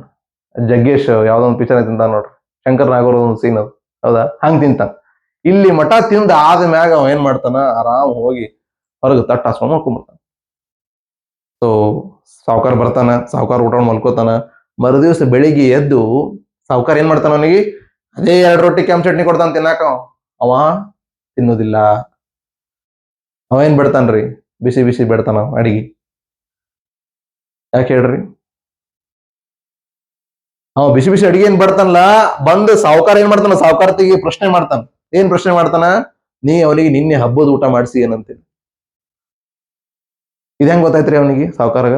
ಯಾಕಂದ್ರೆ ಅವನಿಗೆ ಅಬ್ರಹಾಂ ಮಾಸ್ಲೋಸ್ ಅಗತ್ಯತೆಗಳ ಸಿದ್ಧಾಂತ ಗೊತ್ತೈತ. ಹೌದಾ? ನೋಡ್ರಿ, ಯಾವುದೇ ಒಂದು ಥಿಯರಿ ಇರ್ಲಿ, ಆ ಕ್ಲಾಸ್ ರೂಮ್ ನೀವು ಅಪ್ಲೈ ಮಾಡ್ಬೋದಾ? ಮಾಡ್ಬೋದಿಲ್ರಿ. ಈಗ ಒಂದು ಮಗುವಿನ ಅಗತ್ಯತೆಗಳು ಪೂರ್ತಿ ಆಗ್ಯಾವ ಅಂದ್ರೆ ಅಷ್ಟೇ ಅವ ಬೇಸಿಕ್ ಅಗತ್ಯಗಳು. ಅದಕ್ಕೆ ನೋಡ್ರಿ, ದೇಶದಲ್ಲಿ ಏನಂತಾರ, ರೋಟಿ ಕಪಡ ಮಕಾನ್ ಅಂತ. ಹೌದಾ? ರೋಟಿ ಕಪಡ ಮಕಾನ್ ಅಂದ್ರೆ, ರೋಟಿ ಅಂದ್ರೆ ಆಹಾರ, ಕಪಡ ಅಂದ್ರೆ ಬಟ್ಟೆ, ಮಕಾನ್ ಅಂದ್ರೆ ಮನೆ. ಯಾವ ಮನುಷ್ಯನ ಇದು 3 ಇರ್ತಾವಲ್ಲ, ಅವಾಗ ಅಷ್ಟೇ ಬೇರೆ ವಿಚಾರ ಮಾಡ್ತಾನೆ. ಒಬ್ಬ ಭಿಕ್ಷುಕನಿಗೆ ನೀವು ಸಿದ್ಧಾಂತ ತತ್ವಶಾಸ್ತ್ರ ಬೋಧಿಸ್ಲಿಕ್ಕೆ ಆಗೋದಿಲ್ಲ. ಹೌದಾ? ಅವೇನ್ ಹೇಳ್ತಾನ್ರಿ, ಮೊದಲು ನನಗ ಹೊಟ್ಟಿ ಕೂಳ್ ಹಾಕು ಅಂತ ಹೇಳ್ತಾನ. ಸೊ ಅದು ಮುಖ್ಯ ಆಗ್ತದೆ. ಅಂದ್ರೆ ನೀವು ಅಂದ್ರೆ ಏನಿದೆ ಅರ್ಥ, ನಾ ಹೇಳಕ್ ಯಾಕೆ ಹೇಳತ್ತೀನಿ ಇದನ್ನೆಲ್ಲ ಅಂದ್ರೆ, ಇಲ್ಲಿ ಏನ್ ನಮಗ್ ಥಿಯರಿ ಬರ್ತಾ ನೋಡ್ರಿ, ನಮ್ಗೆ ಅನಿಸ್ಬೋದು ದಿನ ಅವ್ರು ಹೊಸ ಬರತಾರಲ್ಪ ಇಲ್ಲಿ ಥಿಯರಿ ಹೇಳಕ್. ನಮ್ಗ ವೈಗೋಡ್ಸ್ಕಿ, ಪ್ಯಾಜೆ, ಮಾಸ್ಲೋ, ಬ್ರೂನರ್, ಏನಿದೆ ಹೆಸರುಗಳು, ಒಬ್ಬರು ಒಂದೊಂದು ಹೇಳಾಕತ್ತಾರ ದಿನ. ಇವ್ರು ಏನ್ ಮಾಡಿದಾರ ಅಂದ್ರೆ ಸಿಂಪಲ್ ನೋಡ್ರಿ, ಇವ್ರು ಏನ್ ಮಾಡ್ಯಾರ ಅಂದ್ರೆ ಒಂದು ಮಗುವನ್ನ ಅಬ್ಸರ್ವ್ ಮಾಡ್ಯಾರ. ಈ ತರ ಸುಮಾರು ಜನರ ಅಬ್ಸರ್ವ್ ಮಾಡ್ಯಾರ. ಆ ಅಬ್ಸರ್ವ್ ಮಾಡಿ ತಮಗೇನು ಆ ಥಿಯರಿ ಅಲ್ಲದು, ಅದು ಅಬ್ಸರ್ವೇಷನ್. ಅದು ನೀವೇ ಒಂದು ಥಿಯರಿ ಬರಿಬಹುದು. ನಿಮ್ ಕ್ಲಾಸ್ನಾಗ ಇರ್ತಕ್ಕಂಥ 4 ಜನ ಹುಡುಗರು ಅದಾರ, ಆ ಹುಡುಗರ ಮ್ಯಾಗ ಒಂದು ಥಿಯರಿ ಬರಿ, ಒಂದು ಅಬ್ಸರ್ವೇಷನ್ ಬರೀತಾರೆ, ಅದೇ ಒಂದು ಥಿಯರಿ ಆಗ್ತದೆ. ಹಂಗ ಆ ವ್ಯಕ್ತಿಗಳು ಏನ್ ಮಾಡ್ಯಾರ, ಅಬ್ಸರ್ವೇಷನ್ ಬರದ ನಾವು ಥಿಯರಿ ಬರಿಬೇಕಾಗಿಲ್ರಿ, ಅವ್ರು ಬರೆದು ಇಟ್ರ. ಅದನ್ನ ನಾವು ಅರ್ಥ ಮಾಡ್ಕೊಂಡು ನಮ್ಮ ಕ್ಲಾಸ್ ರೂಮ್ ಅಲ್ಲಿ ಏನ್ ಅಪ್ಲೈ ಮಾಡ್ತೀವಲ್ಲ ಅದ್ರ ಮೇಲೆ ಪ್ರಶ್ನೆಗಳು. ಇದೇನೈತಲ್ರಿ, ಇದು ಕಂಪ್ಲೀಟ್ಲಿ ಅಪ್ಲೈಡ್ ಅದ. ಅಪ್ಲೈಡ್ ಅಂದ್ರೆ ಏನ್ರಿ, ಪ್ರಾಕ್ಟಿಕಲ್. ಅಂದ್ರೆ ಅದು ಓದಿದ್ದನ್ನ ನೀವು ಕ್ಲಾಸ್ ರೂಮ್ ಅಪ್ಲೈ ಮಾಡಿ ಇಲ್ಲೋ ಅಂತ ಕೇಳಾಕತ್ತಾರ. ನೀ ಬಾಯ್ಪಾಟ್ ಹೊಡೆದ್ರೆ ಸತ್ರು, ಸಾರಿ ರಾಂಗ್ ವರ್ಡ್, ಇದನ್ನ ಸಾಲ್ವ್ ಮಾಡಕ್ ಆಗಂಗಿಲ್ಲ. ನೀ ಯಾವಾಗ ಓದಿದ್ದನ್ನ ಕ್ಲಾಸ್ ರೂಮ್ ಒಳಗೆ ಅಪ್ಲೈ ಮಾಡಿರ್ತೀಯಲ್ಲ, ಮಾಡಿಲ್ಲ ಅಂದ್ರೆ ನೀ ಇಮ್ಯಾಜಿನ್ ಮಾಡ್ಕೋಬೇಕು, ನೀನ್ ಅಪ್ಲೈ ಮಾಡಾಕತ್ತಿ ಅಂತೇಳಿ. ಒಂದಲ್ಲ ಒಂದು ಕಾಲ ನೀನು ಕೂಡ ಮಗು ಆಗಿದ್ನೆ, ನೀನು ಕೂಡ ಮಗು ಆಗಿದ್ಯಾ, 5, 8, 10, 12 ಕಲ್ತು ಬಂದ್ಯಾ. ಆವಾಗ ನಿನ್ ಮನಸ್ಸಿನಾಗ ಏನ್ ಭಾವನೆಗಳಿದ್ದು? ಹೌದಾ? ನೆನಪು ಮಾಡ್ಕೋರಿ, ಏನ್ ಭಾವನೆಗಳಿದ್ದು ನಿಮಗ? ಎಷ್ಟು ಕಲಿತಿದ್ರಿ ನೀವು?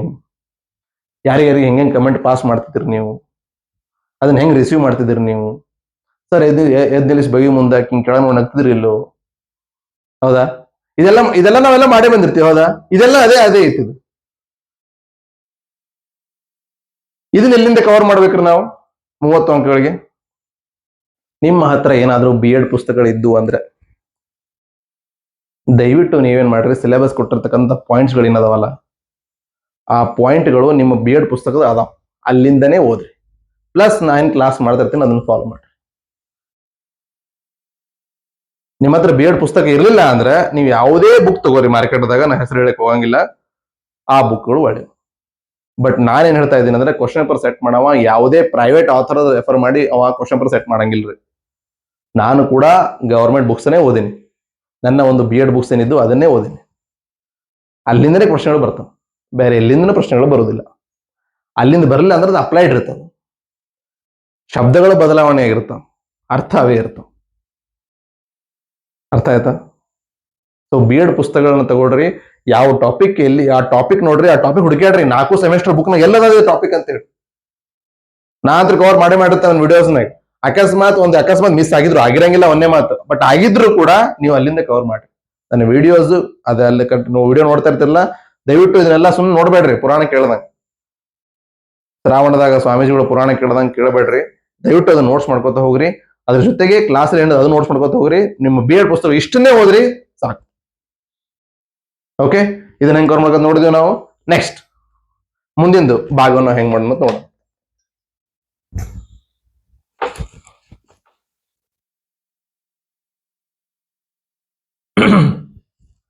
ಸೊ ಈಗ ನೋಡ್ರಿ, ನಾವು 3 ಭಾಗ ನೋಡಿದ್ವಿ.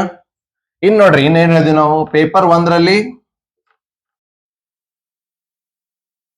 ಗಣಿತ ಮತ್ತು ಪರಿಸರ ಅಧ್ಯಯನ ಬರ್ತದ. ಪೇಪರ್ 2 ದಲ್ಲಿ ಸಮಾಜ ವಿಜ್ಞಾನ, ಯಾರು BA ಮಾಡಿರ್ತಾರ ಅವರು, ಯಾರು BSc ಮಾಡಿ B.Ed ಮಾಡಿರ್ತಾರಲ್ಲ ಓಕೆ, ಇವರು BSc ಮಾಡಿದವರು ಗಣಿತ ಮತ್ತು ವಿಜ್ಞಾನ. ಇದು ಸವಿ, ಇದು ಗವಿ. ಓಕೆ, ಈಗ ನೋಡ್ರಿ ಇಲ್ಲಿ ಗಣಿತ ಓದೋರು ಹೆಂಗ್ ಓದ್ಬೇಕು. ಇಲ್ಲಿ ನೋಡ್ರಿ ಹೆಂಗಿರ್ತದ ಈ ಗಣಿತ ಒಳಗೆ. ಇಲ್ಲೂ ಕೂಡ ಸೊ ಟೋಟಲ್ ಆಗಿ 60 ಇರ್ತದ. ಇದು ಇಲ್ಲಿ 30 ಇರ್ತದ, ಇಲ್ಲೂ ಕೂಡ 30 ಇರ್ತದ. ಇಲ್ಲಿ ಹೆಂಗ್ ಡಿವೈಡ್ ಆಗ್ತಾರೆ, 20 ಗಣಿತ, 10 ಗಣಿತ ಬೋಧನಾ ಪದ್ಧತಿ. ಇಲ್ಲೂ ಕೂಡ 20 ಪರಿಸರ ಅಧ್ಯಯನ, 10 ಪರಿಸರ ಅಧ್ಯಯನ ಬೋಧನಾ ಪದ್ಧತಿ. ಹೆಂಗ್ ಕಲಿಸ್ತೀರಿ ನೀವು, ಪೆಡಗೋಜಿ. ಓಕೆ, ಇಲ್ಲೂ ಕೂಡ ನೋಡ್ರಿ ಸಮಾಜ ವಿಜ್ಞಾನ 60 ಪ್ರಶ್ನೆಗಳು ಇರ್ತಾವು. 60ರಲ್ಲಿ 40 ಸಮಾಜ ವಿಜ್ಞಾನ, ಇತಿಹಾಸ, ಭೂಗೋಳ, ಅರ್ಥಶಾಸ್ತ್ರ, ಸಮಾಜಶಾಸ್ತ್ರ, ರಾಜನೀತಿ, ಏನ್ ಬೇಕಾದ್ರೂ ಕೇಳ್ಬೋದು ಅವರು. 40, 20 ಸಮಾಜ ವಿಜ್ಞಾನ ಬೋಧನಾ ಪದ್ಧತಿ ಇರ್ತದೆ. ಇಲ್ಲೂ ಕೂಡ ಗಣಿತದಲ್ಲಿ 30 ಇರ್ತಾವು. ಅದರಲ್ಲಿ ಮತ್ತೆ ಏನಾಗ್ತದ, 20 ಗಣಿತ ವಿಷಯ ಇರ್ತದ, ಗಣಿತ ಪ್ಯೂರ್ ಮ್ಯಾಥ್ಸ್ ಇರ್ತದ. ಆಮೇಲೆ 10 ಗಣಿತ ಬೋಧನಾ ಪದ್ಧತಿ ಇರ್ತದ. ಇಲ್ಲೂ ಕೂಡ ಸೇಮ್ 30 ಪ್ರಶ್ನೆಗಳು ಇರ್ತಾವು. 20 ವಿಜ್ಞಾನ ಇರ್ತದ, ಪ್ಯೂರ್ ಸೈನ್ಸ್ ಇರ್ತದ. 10 ವಿಜ್ಞಾನ ಬೋಧನಾ ಪದ್ಧತಿ ಇರ್ತದೆ. ಓಕೆ, ಮೊದಲು ನಾವು ಪ್ಯಾಟರ್ನ್ ಅರ್ಥ ಮಾಡ್ಕೋಬೇಕು. ಉದಾಹರಣೆ, ಒಬ್ಬ ವ್ಯಕ್ತಿ ಗಾಡಿ ಕಲ್ಸಾಕತ್ತಿರ ತಿಕೋರ್, ನೀವು ಗಾಡಿ ಹೊಡಿ, ಏನ್ ಕಲಿಸ್ತೀರಿ ಫಸ್ಟ್ ಅವನಿಗೆ? ಏನ್ ಕಲಿಸ್ತೀರಿ? ಗಾಡಿ ಹೆಂಗ್ ಬಿಡುದ್ ಕಲಿಸ್ತೀರ ಫಸ್ಟ್ ಗೇರ್ನಾಗ? ಇಲ್ಲ, ಏನ್ ಕಲಿಸ್ತೀರಿ ಹೇಳ್ರಿ? ಮೊದಲು ಹೆಂಗ್ ಕುಂದ್ರಬೇಕಂತ ಕಲಿಸ್ತೀರಿ ನೀವು, ಹೌದಾ? ಆಮೇಲೆ ಎಕ್ಸಲೇಟರ್ ಕಲಿಸ್ತೀರಿ, ಬ್ರೇಕ್ ಕಲಿಸ್ತೀರಿ, ಕ್ಲಚ್ ಕಲಿಸ್ತೀರಿ. ಈ ಕಡೆ ಗೇರ್ ಅದಾವಪ್ಪ, ಈ ಕಡೆ ಕಾಲಾಗಿಂದ ಗೇರ್ ಐತಪ್ಪ ಅಂತ ಹೇಳ್ಕೊಡ್ತೀರ ನೀವ್. ಸರಿಯಾಗಿ ಕುಂದ್ರದ್ ಕಲಿಸ್ತೀರಿ. ಆಮೇಲೆ ಗಾಡಿ ಸ್ಟಾರ್ಟ್ ಮಾಡೋದು ಕಲಿಸ್ತೀರಿ. ಆಮೇಲೆ ನೀವು ಗಾಡಿ ಬಿಡುದು ಕಲಿಸ್ತೀರಿ. ಈಗ ನಾನು ಗಾಡಿ ಬಿಡುದನ್ನ ಮುಂದೆ ಕಲಸತ್ತೇನ, ಕ್ಲಾಸ್ ಬೇರೆ ಅದಾವು. ಇದು ಬರೀ ಕುಂದ್ರದ ಹೆಂಗ, ಎಲ್ಲಿ ಕ್ಲಚ್ ಅದ, ಎಲ್ಲಿ ಬ್ರೇಕ್ ಅದ, ಎಲ್ಲಿ ಏನದು ಎಕ್ಸಲೇಟರ್ ಅದ, ಇದನ್ನ ಹೇಳ್ಕೊಡತ್ತೀನಿ ನಾನು. ಓಕೆ, ಅದನ್ನ ದಯವಿಟ್ಟು ನೀವು ಚೆನ್ನಾಗಿ ಕಲ್ರಿ. ಇಲ್ಲಿ ನೋಡ್ರಿ, ಈ ಗಣಿತವನ್ನ ಹೆಂಗ್ ತಯಾರಿ ಮಾಡಬೇಕು. 1 ರಿಂದ 5ನೇ ತರಗತಿಯ ಗಣಿತ ಪುಸ್ತಕ ತಗೋರಿ, ಡೌನ್ಲೋಡ್ ಮಾಡ್ಕೋರಿ. ಸೇಮ್ ಹೆಂಗ್ ಹೇಳಿದ್ನಲ್ಲ ಹಂಗ ಮಾಡ್ಕೊಂಡು ಏನ್ ಮಾಡ್ಬೇಕು ನೀವಂದ್ರ, ಯಾವ ಟಾಪಿಕ್ ಸಿಮಿಲರ್ ಅದಾವ ನೋಡ್ಬೇಕು. ಉದಾಹರಣೆ ನಾ ಹೇಳ್ತೀನಿ ನೋಡ್ರಿ. ಇಲ್ಲೂ ಕೂಡ ನೀವು ಹಂಗೆ ಮಾಡ್ಬೇಕು. ಇಲ್ಲಿ ಗಣಿತ ಹೆಂಗ್ ಓದ್ಬೇಕು, ಫಸ್ಟ್ ಗಣಿತ ಹೇಳ್ತೀನಿ, ಆಮೇಲೆ ಬರೀ ಹೇಳ್ತೀನಿ. ಫಸ್ಟ್ ಗಣಿತ ನೋಡ್ರಿ ಹೆಂಗ್ ಮಾಡ್ಬೇಕು. ಉದಾಹರಣೆಗೆ ತ್ರಿಭುಜಗಳು ಅಂತ ಒಂದು ಟಾಪಿಕ್ ಐತಿ 10ನೇ ತರಗತಿ. ಟ್ರಯಾಂಗಲ್ಸ್ ಐತಾ. ಈಗ 10ನೇ ತರಗತಿ ಟ್ರಯಾಂಗಲ್ಸ್ ಐತಾ. 9ನೇ ತರಗತಿ ಒಳಗೆ ಟ್ರಯಾಂಗಲ್ ಸಂಬಂಧಪಟ್ಟಂಗೆ ಯಾವ್ದು ಟಾಪಿಕ್ ಟ್ರಯಾಂಗಲ್ ಇರ್ತದ. 8ನೇ ತರಗತಿ ಟ್ರಯಾಂಗಲ್ಸ್ ಅದ. 7ನೇ ತರಗತಿ ಒಳಗ ಕ್ಷೇತ್ರ ಗಣಿತ ಅದ. 6ನೇ ತರಗತಿ ಕ್ಷೇತ್ರ ಗಣಿತ ಅದ. ಮೊದಲು ನೀವು 6, 7 ಕ್ಷೇತ್ರ ಗಣಿತ ಮಾಡ್ಕೊಂಡು 8 ತ್ರಿಭುಜಗಳು ಮಾಡ್ಕೊಂಡು 9 ತ್ರಿಭುಜ ಮಾಡ್ಕೊಂಡು 10 ತ್ರಿಭುಜ ಮಾಡ್ಕೊಬೇಕು. ಈ ತರ ನೀವು ಹೋದ್ರಿ ಅಂದ್ರ ಹೆಂಗ್, ನಾನು ಕನ್ನಡ ಒಳಗೆ ಇಂಗ್ಲಿಷ್ ಒಳಗೆ ನಾನು ಟಾಪಿಕ್ ವೈಸ್ ಹೇಳಿದ್ನಲ್ಲ, ಇಲ್ಲೂ ಕೂಡ ಸೇಮ್ ಟಾಪಿಕ್ ವೈಸ್ ನೀವು ಸ್ಟಡಿ ಮಾಡ್ಬೇಕು. ಇಷ್ಟೇ ಐತಿ. ಇದರಲ್ಲಿ ಫಾರ್ಮುಲಾಸ್ ನೀವು ಸೆಪರೇಟ್ ಬರೆದಿಟ್ಕೋಬೇಕು. ಮತ್ತ ಆನ್ಲೈನ್ ಅಲ್ಲಿ ಮತ್ತ ಏನ್ ಸಿಗ್ತಾವ ಅಂದ್ರೆ ನಿಮಗೆ ಹೆಂಗೇನ MCQ ಅದ್ರಲ್ಲಿ ಸಿಗ್ತಾವ. ಅದನ್ನ ನೋಡಿ ಪ್ರಾಕ್ಟೀಸ್ ಮಾಡ್ಬೇಕು. ಅಥವಾ ಹಿಂದಿನ ವರ್ಷ ಪ್ರಶ್ನೆ ಪತ್ರ ದಯವಿಟ್ಟು ನೋಡಿ. ಅದನ್ನ ಹೇಳ್ತೇನೆ, POQs ಬಗ್ಗೆ ಕೊನೆಗೆ ಹೇಳ್ತೇನೆ, ಅದ್ರ ಮುಖ್ಯ ಅದರದ ಮಹತ್ವ ಎಷ್ಟು ಅದ ಅಂತ ಹೇಳಿ. ಅಲ್ಲಿಂದ ನೀವು ಅದನ್ನ ನೋಡ್ಕೊಂಡು ನೀವು ಆ ತರ ಪ್ರಶ್ನೆಗಳನ್ನ ನೀವೇ ಫಾರ್ಮ್ ಮಾಡ್ಕೋಬೇಕು. ನೀವೇ ಮನಸ್ಸಲ್ಲಿ ಫಾರ್ಮ್ ಮಾಡ್ತಾ ಸಾಲ್ವ್ ಮಾಡ್ತಾ ಹೋಗಿ. ಓಕೆ, ಗಣಿತವನ್ನ ಈ ತರ ಟಾಪಿಕ್ ವೈಸ್ ನೀವು ಓದ್ರಿ. ಯಾವುದೇ ವಿಷಯ ಹೋದ್ರು ಟಾಪಿಕ್ ವೈಸ್ ಓದ್ಬೇಕು. ಕ್ಲಾಸ್ ವೈಸ್ ಓದ್ಬೇಡ್ರಿ. 6 ಮುಗಿಸಿ ನಾ 7 ಓದ್ತೀನಿ, 7 ಮುಗಿಸಿ 8 ಓದ್ತೀನಿ, 8 ಮುಗಿಸಿ ಹಿಂಗ್ ಹೋಗ್ಬೇಡ್ರಿ ದಯವಿಟ್ಟು. ಇದು ನಾವು ಸಾಲಿ ಕಲಿಯಾಕತ್ತಿಲ್ಲ, ನಾವು ಎಕ್ಸಾಮ್ಗೆ ಕಾಂಪಿಟೇಟಿವ್ ಎಕ್ಸಾಮ್ ಪ್ರಿಪೇರ್ ಆಗತ್ತೀವಿ. ಸೊ ಟಾಪಿಕ್ ವೈಸ್ ಹೋಗೋಣ. ಗಣಿತ ಗೊತ್ತಾಗ ಹೆಂಗ್ ಮಾಡ್ಬೇಕಂತ. ಇಲ್ಲೂ ಕೂಡ ನೀವು ಹೆಂಗೆ ಮಾಡ್ಬೇಕು, 1 ರಿಂದ 5 ಪುಸ್ತಕ ಡೌನ್ಲೋಡ್ ಮಾಡ್ಕೋಬೇಕು. ಈಗ ಸಂಖ್ಯಾ ಪದ್ಧತಿ ಎತ್ತಿಕೊಡ್ರಿ. ಸಂಖ್ಯಾ ಎಲ್ಲೆಲ್ಲಿ ಸಂಖ್ಯೆಗಳದ ಬೇರೆ, ಮತ್ತ ಬೀಜಗಣಿತ ಎಲ್ಲೆಲ್ಲದ, ಹಂಗ ರೇಖಾಗಣಿತ ಎಲ್ಲೆಲ್ಲದ. ಇಲ್ಲೂ ಕೂಡ ಹಂಗೆ. ಉದಾಹರಣೆಗೆ 10ನೇ ತರಗತಿ ಸಂಖ್ಯಾ ಪದ್ಧತಿ ಅಂತ ಐತಿ. ಸಂಖ್ಯಾ ಪದ್ಧತಿ 10ನೇ ತರಗತಿ ಓದೋಕ್ಕಿಂತ ಮುಂಚೆ 9ರ ಸಂಖ್ಯಾ ಪದ್ಧತಿ ಐತಿ, ಅದನ್ನ ಓದ್ಬೇಕು. ಆಮೇಲೆ 8ರೊಳಗ ನಂಬರ್ ಸಿಸ್ಟಮ್ ಅಂತ ಐತಿ, ಅದೇ ಸಂಖ್ಯಾ ಪದ್ಧತಿ ಐತಿ. 7ನೇನೋ ಪ್ಲೇಯಿಂಗ್ ವಿತ್ ನಂಬರ್ಸ್, ಈ ತರ ಟಾಪಿಕ್ಸ್ ಗಳು ಅದಾವ. 6ನೇದಾಗೇನೋ ಐತಿ. ಸೊ ಈ ತರ ಏನ್ ಮಾಡ್ಬೇಕು ನೀವು, ಪ್ಲೇಯಿಂಗ್ ವಿತ್ ನಂಬರ್ಸ್, ಸಂಖ್ಯಾ ನಂಬರ್ ಸಿಸ್ಟಮ್, ಈ ತರ ಕೆಳಗಿನಿಂದ 6 ಮುಗಿಸಿ 7 ಮುಗಿಸಿ 8 ಮುಗಿಸಿ 9 ಮುಗಿಸಿ, ಅದು ಊಟ ಬರಬಾರ್ದ್ರಿ. ಹಿಂಗ್ ಹೋಗ್ಬೇಕು, ಕೆಳಗಿನಿಂದ ಹೋಗಿ. ಗೊತ್ತಾಯ್ತಾ? ಈ ತರ ನೀವು ಮಾಡಿದ್ರಿ ಅಂದ್ರೆ ಆಮೇಲೆ ಪ್ರತಿ ಪಾಠ ಮುಗಿದ ತಕ್ಷಣ ಆ ಟೆಕ್ಸ್ಟ್ ಬುಕ್ ಒಳಗೆ ಸಾರಾಂಶ ಅಂತ ಇರ್ತದೆ. ನಾವು ಚರ್ಚಿಸಿದ್ದೇನು ಅಂತ ಇರ್ತದೆ. ವಾಟ್ ಹ್ಯಾವ್ ವಿ ಡಿಸ್ಕಸ್ಡ್ ಅಂತ ಇರ್ತದೆ ಇಂಗ್ಲಿಷ್ ಒಳಗೆ ಹೇಳ್ಬೇಕಂದ್ರೆ. ಅದನ್ನ ಬಹಳ ಇಂಪಾರ್ಟೆಂಟ್. ಅದನ್ನ ಫೋಕಸ್ ಆಗಿ ಓದ್ರಿ. ಮತ್ತೆ ಪಠ್ಯ ಪುಸ್ತಕದಲ್ಲಿ ಇರತಕ್ಕಂತ ಎಕ್ಸಾಂಪಲ್ಸ್ ನೀವು ಮೊದಲು ಬರಬೇಕು. ಓಕೆ, ಅಲ್ಲಿಂದ ಪ್ರಶ್ನೆಗಳು ಇರ್ತಾವ. ಯಾಕಂದ್ರೆ ನಾಳೆ ಕ್ವಶನ್ ಪೇಪರ್ ಬರೋಣ, ಅಬ್ಜೆಕ್ಷನ್ ಹಾಕ್ಬೇಕಾಗಿತ್ತ ತಿಳ್ಕೊಡ್ರಿ. ಅವಾಗ ನೀವ್ ಏನ್ ರೆಫರ್ ಮಾಡ್ತೀರಿ? ಗೌರ್ಮೆಂಟ್ ಬುಕ್ ಹುಡುಕಾಡ್ತಿರಲ್ಲ, ಅವ್ರ ಯಾಕೆ ಗೌರ್ಮೆಂಟ್ ಬುಕ್ ಹೇಳ್ತಾರ? ಯಾಕೆ ಗೌರ್ಮೆಂಟ್ ಬುಕ್ ಹೇಳ್ತಾರಂದ್ರ ಈ ರಾಜ್ಯದ ಒಬ್ಬ ಮೂಲೆ ಇರ್ತಾನ ತಿಳ್ಕೊಡ್ರಿ. ಉದಾಹರಣೆಗೆ ಬೀದರ್ ಜಿಲ್ಲೆ, ಬೆಳಗಾಂ ಜಿಲ್ಲೆ, ಈ ಕಡೆ ಕೋಲಾರ ಜಿಲ್ಲೆ, ಈ ಕಡೆ ಚಾಮರಾಜನಗರ, ಮೈಸೂರು, ಕೊಡಗು ಜಿಲ್ಲೆ, ಯಾವ ಜಿಲ್ಲೆ ಬೇಕಾದ್ರೆ ಇರ್ ನೀವು, ಅವನಂತಲ್ಲಿ ಏನದ ಸರ್ಕಾರಿ ಪುಸ್ತಕಗಳು ಅವೈಲೇಬಲ್ ಅದ. ಬಟ್ ಯಾವುದೋ ಒಬ್ಬ ಪಂಡಿತ ಬರೆದ ಪುಸ್ತಕ ಎಲ್ಲರ ಹತ್ರ ಇರಂಗಿಲ್ಲ. ಅದಕ್ಕೆ ಅಲ್ಲಿಂದ ಪ್ರಶ್ನೆ ತೆಗಿಯಂಗಿಲ್ಲ. ಅರ್ಥ ಆಯ್ತ್ರಿ? ಸರ್ಕಾರಿ ಪುಸ್ತಕಗಳನ್ನ ಯಾರು ಬೇಕಾದ್ರೆ ಎಕ್ಸೆಸ್ ಮಾಡ್ಬೋದು. ಅದಕ್ಕೋಸ್ಕರ ಪ್ರಶ್ನೆಗಳು ಅಲ್ಲಿಂದ ಬರ್ತಾವು. ನೇರವಾಗಿ ಬರ್ಲಿ ಅಂದ್ರೆ ಅಪ್ಲೈಡ್ರ ಬಂದೇ ಬರ್ತಾವ, ಅಲ್ಲಿಂದ ಬರ್ತಾವ, ಬೇರೆ ಎಲ್ಲಿಂದ ಬರಂಗಿಲ್ಲ. ಅದಕ್ಕೆ ನಾ ಬಿ ಎಡ್ ಬುಕ್ಸ್ ಓದ್ರಿ ಅಂತ ಹೇಳ್ತೇನೆ. ಓಕೆ, ಅದನ್ನ ಓದಿ ನಾ ವಿಡಿಯೋ ಮಾಡ್ತೇನೆ. ಅದನ್ನ ಓದಿ ನಾ CET TET ಪಾಸ್ ಮಾಡಿ. ಓಕೆ, ಹಾ, ಇಷ್ಟು ಗೊತ್ತಾಯ್ತು. ಗಣಿತ ಗೊತ್ತಾಯ್ತಾ? ನೆಕ್ಸ್ಟ್ ಪರಿಸರ ಅಧ್ಯಯನ ಕೂಡ ಸೇಮ್ ಹಂಗೆ 1ರಿಂದ 5ನೇ ತರಗತಿ ಪುಸ್ತಕ ಡೌನ್ಲೋಡ್ ಮಾಡ್ಕೊಡ್ರಿ. ಯಾವ ಟಾಪಿಕ್ಸ್ ಇರೋದು ಅಲ್ಲಿಂದ ಕವರ್ ಮಾಡ್ರಿ. ಪರಿಸರ ಅಧ್ಯಯನ ಈ 20 ಪ್ರಶ್ನೆ ಬಗ್ಗೆ ಹೇಳಿದೆ ನಾನು. ಇನ್ನು ಇಲ್ಲೂ ಕೂಡ ಹಂಗೆ ನೋಡ್ರಿ, ಇದು 20 ಹೇಳಿದೆ. ಇಲ್ಲೂ ಕೂಡ ವಿಜ್ಞಾನ ಹಂಗೆ. ಉದಾಹರಣೆಗೆ 7ನೇ ತರಗತಿ ಶಬ್ದ ಅಂತ ಟಾಪಿಕ್ ಅದ, ಅದೇ ಶಬ್ದ ಟಾಪಿಕ್ 9ನೇ ತರಗತಿ ಒಳಗದ. 7ನೇ ಶಬ್ದ ಓದಿ 9ನೇ ಶಬ್ದ ಓದ್ಬಿಟ್ರೆ ಮುಗಿತಲ್ಲಿ. ಅದಕ್ಕೆ ಜಾಸ್ತಿ ಓದ್ಬಿಡ್ತಾ ಹೇಳಂಗಿಲ್ಲ. ಅದಕ್ಕೆ ಜಾಸ್ತಿ ಓದಾಗ ನೀ ಮೊದಲು ಇನ್ನು ಓದು. ಕೊಟ್ಟ ಕುದುರೆಯನ್ನು ಏರ್ಲು ಅರಿಯದವ ವೀರನೂ ಅಲ್ಲ ಧೀರನೂ ಅಲ್ಲ ಅಂತ ಹೇಳಿ. ಯಾವಾಗ 10ನೇ ಪುಸ್ತಕದ ಒಳಗಿಂದ ಬರಂಗಿಲ್ಲ, ದಯವಿಟ್ಟು 11, 12 ಓದ್ಬೇಡಪ್ಪ. ಇದು ಮನವಿ ಅದು. ಯಾಕಂದ್ರೆ ಓದೋ ಯಾರೋ ಒಬ್ಬ ನಮ್ಮ ಫ್ರೆಂಡ್ ಹೇಳತ್ತಿದ್ದ, ಬರೀ ಇದ್ರದ್ದು ಕೇಳಾನು, ಏನದು PUC ಸೈನ್ಸ್ ಕೇಳೋಣ, ನಂಗೆ PUC ಸೈನ್ಸ್ ಎಲ್ಲಿದ್ ಬರ್ತೈತಿ ಅಂತ ಕೇಳೋಣ. ಅಣ್ಣ 20 ಪ್ರಶ್ನೆ ಸೈನ್ಸ್ ಅದಾವ, ಹೌದಾ? ಈ 20ರೊಳಗ ಅವ 17 ಪ್ರಶ್ನೆಗಳು ಏನ್ ಮಾಡ್ಯಾನಂದ್ರ ಅವ 6ರಿಂದ 10 ಕೇಳ್ಯಾನ. ಬರೇ 3 ಪ್ರಶ್ನೆ ಏನ್ ಮಾಡ್ಯಾನ ಅಂದ್ರ ಅವ PUC ಕೇಳ್ಯಾನ. ಈ 3 ಪ್ರಶ್ನೆ ನೆಪ ಹೇಳ್ಕೊಂಡು ತಾ ಫೇಲ್ ಆಗಿದ್ದನ್ನ ಅವ ಏನ್ ಮಾಡತ್ತಾನ, ಜಸ್ಟಿಫೈ ಮಾಡ್ಕೊಳತ್ತಾನ. ನಾವೇನ್ ಮಾಡ್ಲಪ್ಪ PUC ಎಲ್ಲ ಕೇಳೋಣ. ಇದು ಮೂರ್ಖತನದ ಪರಮಾವಧಿ ಆಗ್ತದೆ. ನಾ ಅದಕ್ಕೆ ನೀನ್ 150 ತಗೋಬಾರತ್ ಹೇಳತ್ತಿಲ್ಲ. ನೀನ್ 120 ತಗೋರ್ಪಾ, ಬಟ್ ಇಲ್ಲಿ ತಗೋ. 17 ಬರ್ತಾವ ಇಲ್ಲ, 17 ಬರ್ಬೇಕು ಇಲ್ಲಿ. ಈ 3 ಬಿಡ್ಪಾ, ನೀ 3 ಬಂದಿಲ್ಲ, ಫೇಲ್ ಆಗಿ ತಪ್ಪಯ್ಯ ನೀನು 3ರಾಗ. ಬಟ್ 17 ಬರ್ಬೇಕಾ ನಿನಗ? ಇಲ್ಲಿ 20 ಅದಾವ ಗಣಿತದಾಗ. ಈ 20ರೊಳಗ ಇಲ್ಲೂ ಕೂಡ 16, 17 ಏನ್ ಮಾಡ್ತಾನವ SLC ಮಟ್ಟ ಕೇಳಾನ. ಈ 4 ಪ್ರಶ್ನೆಗಳನ್ನ ಅವ ಏನ್ ಮಾಡಾನ ಮ್ಯಾಗಿನ PUC ಕೇಳ ಅಂತ ತಿಳ್ಕೊಡ್ರಿ. ಮತ್ತೆ ಹಿಂಗ 16 ಬರ್ಬೇಕಲ್ಲ ಇವು. ಈ 16 ಬರ್ರಿ ಪೂರ್ತಿ ಸರ ನಂಗೆ 16 ಬರ್ತಾವ್ರಿ. SLC ಮಟ್ಟ ನೀವ್ ಏನ್ ಕೇಳ್ರಿ ಹೇಳ್ತೇನ್ರಿ ನಾ ಅಂದ್ರೆ ನೀ PUC ಓದಪ್ಪ, ನಿಂಗೆ ಬೇಡ ನಂಗಿಲ್ಲ. ಓದು, ಎಟ್ಟು ಓದ್ತಿ ಓದು, ಬೇಡ ನಂಗಿಲ್ಲ. ಯಾರು ನನಗೆ ಫಸ್ಟ್ ಮೊದಲು ಬರ್ಬೇಕಲ್ಲ ನಿನಗೆ ವೈಟ್ ರೈಸೇ ಮಾಡಕ್ ಬರಂಗಿಲ್ಲ, ನೀ ಯಾಕೆ ಬಿರಿಯಾನಿ ಟ್ರೈ ಮಾಡಕತ್ತಿ? ಸಿಂಪಲ್ ಕಾನ್ಸೆಪ್ಟ್, ಹೌದಾ? ಹಾ, ನೆಕ್ಸ್ಟ್ ಇದು ಗೊತ್ತಾಯ್ತಾ ವಿಜ್ಞಾನ ಹೆಂಗ್ ಓದ್ಬೇಕಂತ, ಪರಿಸರ ಅಧ್ಯಯನ ನಿಮ್ಗೆ ಹೇಳದೆ ಹೆಂಗ್ ಓದ್ಬೇಕಂತ. ಸಮಾಜ ವಿಜ್ಞಾನ ಕೂಡ ಅದೇ ತರ. ಉದಾಹರಣೆಗೆ 6ನೇ ತರಗತಿಯಲ್ಲಿ ಹರಪ್ಪ ನಾಗರಿಕತೆ ಬಗ್ಗೆ ಅದನ್ನ ತಿಳ್ಕೊಡ್ರಿ. 7ನೇ ತರಗತಿ ಎಲ್ಲದ, 8 ಎಲ್ಲದ, 9 ಎಲ್ಲದ, 10 ಎಲ್ಲದ ಓದ್. ಅಷ್ಟು ಹರಪ್ಪ ಓದಿ ಬಿಟ್ಬಿಡೋದನ್ನ. PUC ಹರಪ್ಪ ಓದ್ಲಿ ಬೇಡ ಸರ, ಮೊದಲು ಈ ಹರಪ್ಪ ಬರ್ತದ ನಿನಗ, ಈ ಹರಪ್ಪ ಬಂದ ಆ ಹರಪ್ಪ ಓದಾಕ ಹೋಗಿ. ಸಿಂಧು ನಾಗರಿಕತೆ ಐತಿ, ಸಿಂಧು ನಾಗರಿಕತೆ ಹೆಂಗ್ ಓದ್ಬೇಕು? ಮತ್ತ 6ರಾಗೆಲ್ಲದ, ಸಿಂಧು ವೇದಗಳ ಕಾಲ ಐತಿ. ವೇದಗಳ ಕಾಲ ಇಲ್ಲಿ 6ರಾಗೈತೆ, 7ರಾಗೈತೆ, 8ರಾಗೈತೆ, 9, 10 ಮುಗಿಸ್ಬೇಕು. ನೆಕ್ಸ್ಟ್ ಭೂಗೋಳದಲ್ಲಿ ಕೂಡ ಅದೇ ತರ, ಅರ್ಥಶಾಸ್ತ್ರ ಅದೇ ತರ. ಸಿಮಿಲರ್ ಟಾಪಿಕ್ಸ್ ಮೊದಲು ಕವರ್ ಮಾಡ್ಕೊಡ್ರಿ 6ರಿಂದ 10, ಆಮೇಲೆ ನೀವು PUCಗೆ ಹೋಗ್ರಿ. ಓಕೆ, ಹಾ. ಇನ್ನು ಈ 10 ಪ್ರಶ್ನೆಗಳು ಹೆಂಗ್ ಓದ್ಬೇಕು? ನಾವು BEd ಕಲ್ತಿರ್ತೀವಿ, DEd ಕಲ್ತಿರ್ತೀವಿ, ಅಲ್ಲಿ ಗಣಿತ ಬೋಧನಾ ಪದ್ಧತಿ ಇರ್ತದ, ವಿಜ್ಞಾನ ಬೋಧನಾ ಪದ್ಧತಿ ಇರ್ತದ. ದಯವಿಟ್ಟು ಆ ಪುಸ್ತಕಗಳನ್ನ ಓದ್ರಿ. ಇಲ್ಲಿ ಕೂಡ ಯಾರು ಆರ್ಟ್ಸ್ ಮಾಡಿರ್ತೀರಿ ಅವ್ರಿಗೂ ಕೂಡ ನಿಮ್ಮ ಒಂದು ಸಮಾಜ ವಿಜ್ಞಾನ ಬೋಧನಾ ಪದ್ಧತಿ ಇರ್ತದ ಪುಸ್ತಕಗಳನ್ನ, ಅದನ್ನೇ ಓದ್ರಿ. ಅಲ್ಲಿಂದನೇ ಪ್ರಶ್ನೆಗಳು ಬರ್ತಾವ. ದಯವಿಟ್ಟು ನಾನು ಬಹಳ ದೊಡ್ಡ ಪಂಡಿತ ಆಗಿನಂತೇಳಿ ಇಷ್ಟ ಪುಸ್ತಕ ಓದಾಕ್ ಹೋಗ್ಬೇಡ್ರಿ. ಮೊದಲು ಇದನ್ನ ಓದ್ರಿ, ಇದು ಓದ ಮ್ಯಾಗ ಅದನ್ನ ಓದ್ರಿ, ಹೌದಾ? ಮತ್ತ ಅದನ್ನ ನಂಗೆ ರಿಪೀಟ್ ಮಾಡಿಸ್ಬೇಡ್ರಿ. ಸೊ ದಯವಿಟ್ಟು ತಾವು ಏನ್ ಮಾಡ್ರಿ, ಫಸ್ಟ್ ಇದನ್ನೇ ಓದ್ರಿ, ಆಮೇಲೆ ಬೇರೆದನ್ನ ಓದ್ರಿ. ಅರ್ಥ ಆಯ್ತಾ? ಇಲ್ಲಿಗೆ ನಾವು ಹೆಂಗ ಗಾಡಿ ಮೇಲೆ ಕುಂದ್ರದ್ ಕಲ್ತೇನೆ.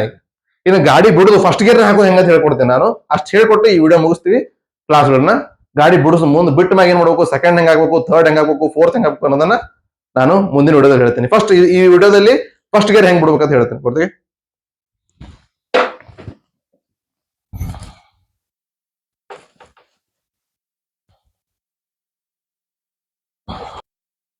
ಓಕೆ, ನಾವು ಇವತ್ತಿಂದ ಏನ್ ಸ್ಟ್ರಾಟಜಿ ಮಾಡಬೇಕು,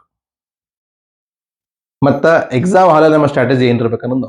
ಉದಾಹರಣೆಗೆ ಇವತ್ತು 25 ಅಕ್ಟೋಬರ್ 2025 ಐತಿ.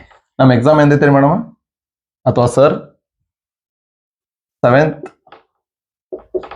ಡಿಸೆಂಬರ್ 2025 ಐತಿ. ಓಕೆ, ಇವತ್ತಿನ ದಿನ ಬಿಡೋಣ, ಮುಗಿತಲ್ಲ, ರಾತ್ರಿ ಅದ. ಸೊ 7ನೇ ತಾರೀಕು ಬಿಡೋಣ, ಅವತ್ ಮುಂಜಾನೆ ಆಗಿರ್ತದೆ. ಸೊ ನಡುವೆ ಎಷ್ಟು ದಿನ ಉಳಿದವ್ರಿ? 42 ಡೇಸ್. ಇಷ್ಟು ದಿನ ಮಾತ್ರ ಅದು. ಈ ದಿನಗಳಲ್ಲಿ ನಾವು ಹೆಂಗೆ ಯುಟಿಲೈಸ್ ಮಾಡ್ಕೋಬೇಕು ನೋಡ್ರಿ. ಸೊ ನೀವು 26ಗೆ ನಿಮ್ಮ ಒಂದು ಸಿಲೆಬಸ್ ಓದ್ಲಿಕ್ಕೆ ಶುರು ಮಾಡಿದ್ರಿ ಅಂದ್ರೆ ನೆಕ್ಸ್ಟ್ ತಿಂಗಳು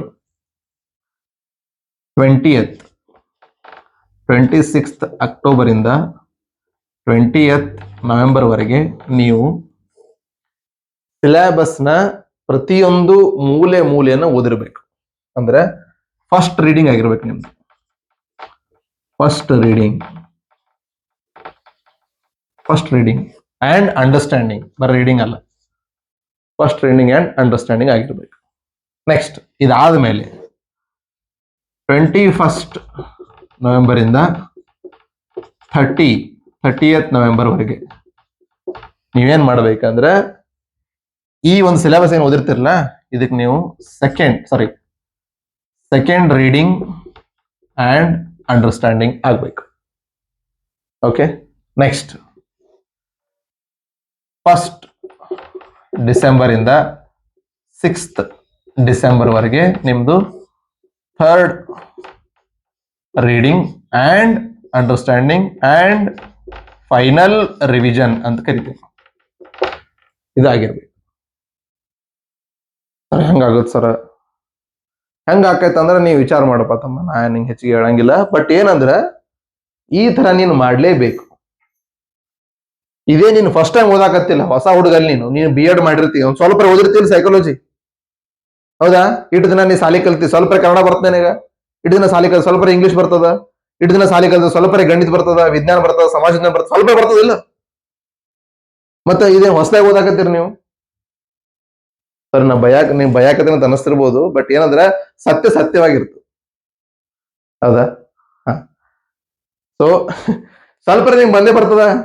ಏನ್ ಹೊಸದಾಗಿ ನನಗೆ ಈಗ ಹುಟ್ಟಿದ ಕೂಸು ಇದು ಎಕ್ಸಾಮ್ ಹಾಲ್ ಕೂಸಾಕತ್ತಿಲ್ಲ ನಾವು, ಸ್ವಲ್ಪ ಬಂದೇ ಬರ್ತಾ ಇಲ್ಲಿ, ಸ್ವಲ್ಪ ಬಂದೇ ಬರ್ತದ.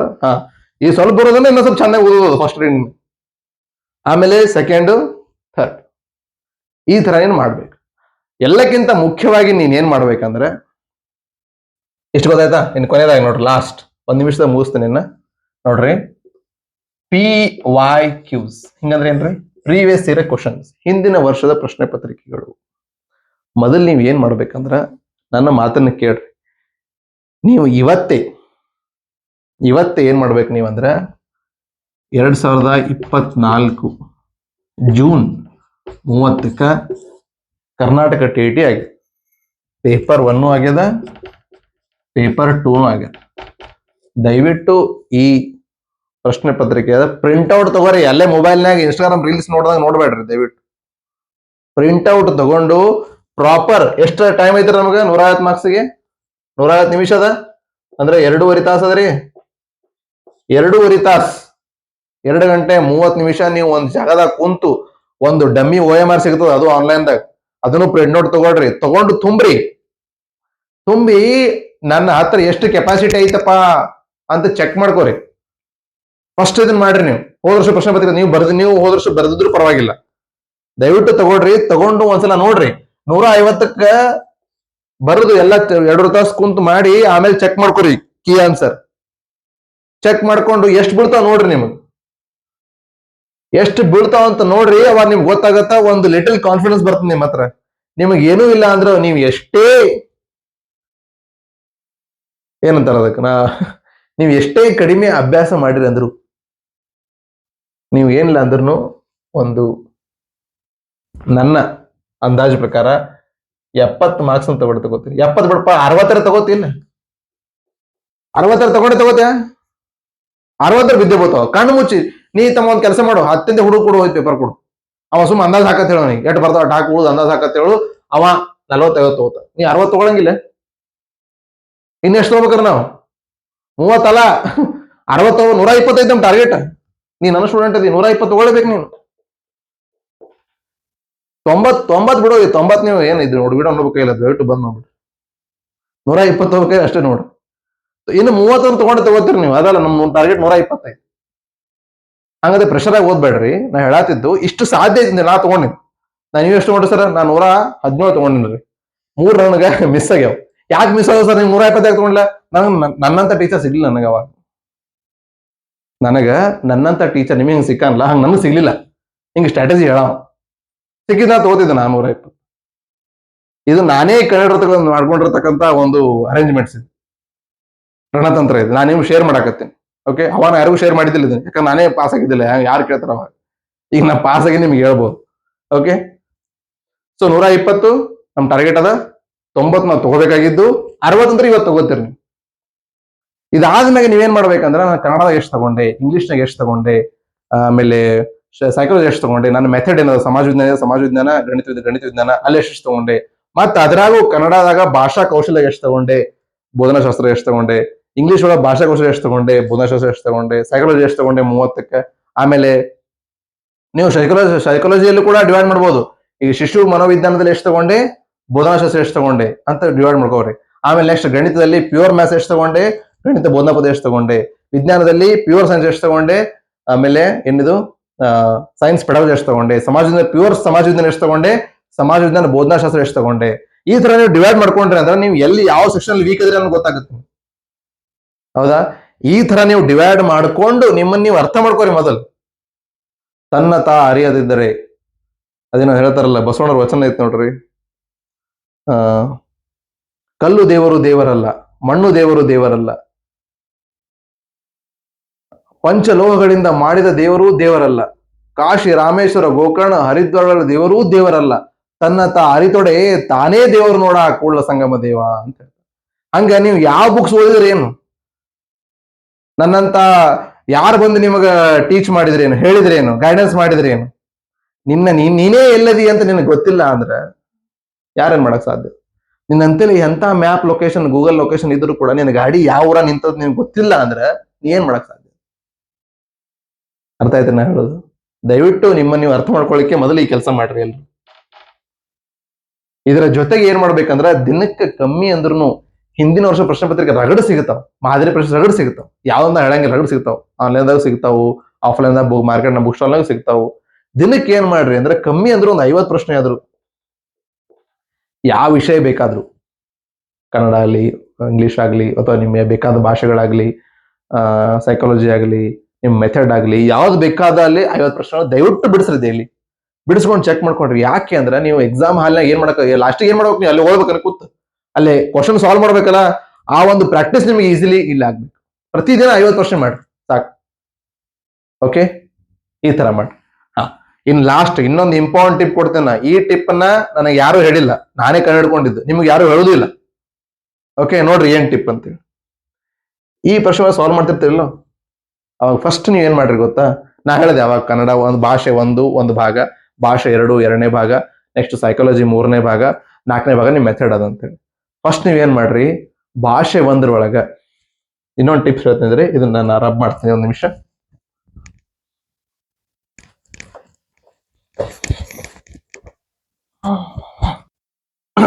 ಓಕೆ, ಸೊ 150 ಪ್ರಶ್ನೆಗಳದಾವಲ್ಲ, 150ರೊಳಗ ನಾನು ಹೆಂಗ್ ಡಿವೈಡ್ ಮಾಡಿದ್ನಿ ಅಂದ್ರೆ, ಎಕ್ಸಾಮ್ ಹಾಲ್ ಒಳಗ 2 ತರ ಡಿವೈಡ್ ಮಾಡಿದ್ದೆ. ಒಂದು ನಾನ್ ಬಿ ಎಡ್, ಇನ್ನೊಂದು ವಿತ್ ಬಿ ಎಡ್ ಅಥವಾ ಓನ್ಲಿ ಬಿ ಎಡ್. ಒಂದು non B Ed, only B Ed. ಹಿಂಗಂದ್ರೆ ಈ 150 ಕ್ವಶನ್ಸ್ ಅದಾವಲ್ಲ, ಇದ್ರೊಳಗ ಫಸ್ಟ್ ನೋಡ್ರಿ 15 ಭಾಷಾ ಕೌಶಲ್ಯ ಇರ್ತಾವ. ಈ ಭಾಷಾ ಕೌಶಲ್ಯ ನಾವು ಈ SDA FDA ಎಕ್ಸಾಮ್ ಬರೀತಾರಲ್ಲ ಅವ್ರಿಗೂ ಇರ್ತಾವ, ಬರೇ TET ಬರೋ ಅಷ್ಟೇ ಇರಂಗಿಲ್ಲ.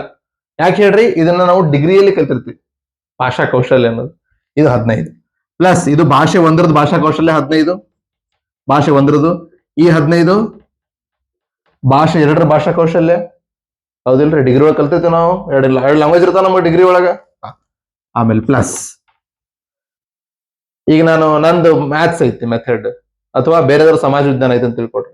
ನಾ ಎಷ್ಟು ಹೇಳಿದೆ ನಿಮ್ಗೆ? ಪ್ಯೂರ್ ಮ್ಯಾಥ್ಸ್ ಎಷ್ಟು ಬರ್ತದ ರೀ? 20 ಪ್ಯೂರ್ ಮ್ಯಾಥ್ಸ್ 20 ಪ್ಯೂರ್ ಸೈನ್ಸ್ ಅಂದ್ರೆ ಎಷ್ಟಾಯ್ತು ರೀ 40 ಆಯ್ತಾ ಮ್ಯಾಥ್ಸ್ ಸೈನ್ಸ್ ಮೆಥಡ್ ಒಳಗ ಪೆಡಗೋಜಿ ಬಿಟ್ಟು.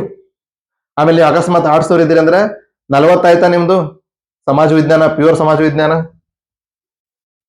ಇದು ಪ್ಯೂರ್ ಸಬ್ಜೆಕ್ಟ್, ಇದು ನಿಮ್ ಸಬ್ಜೆಕ್ಟ್ ಇದು ಹೌದಾ. ಈಗ ನೋಡ್ರಿ ಎಷ್ಟಾಯ್ತು 15 15 30 30 40 ಏನಾಯ್ತ್ರಿ ಇದು 70. ಈ 70 ಅಂಕಗಳನ್ನ ನೀವು ಬಿ ಎಡ್ ಪ್ರವೇಶ ಆಗೋಕ್ಕಿಂತ ಮುಂಚೆನೆ ಕಲ್ತಿರ್ತೀರಿ ಈ 70.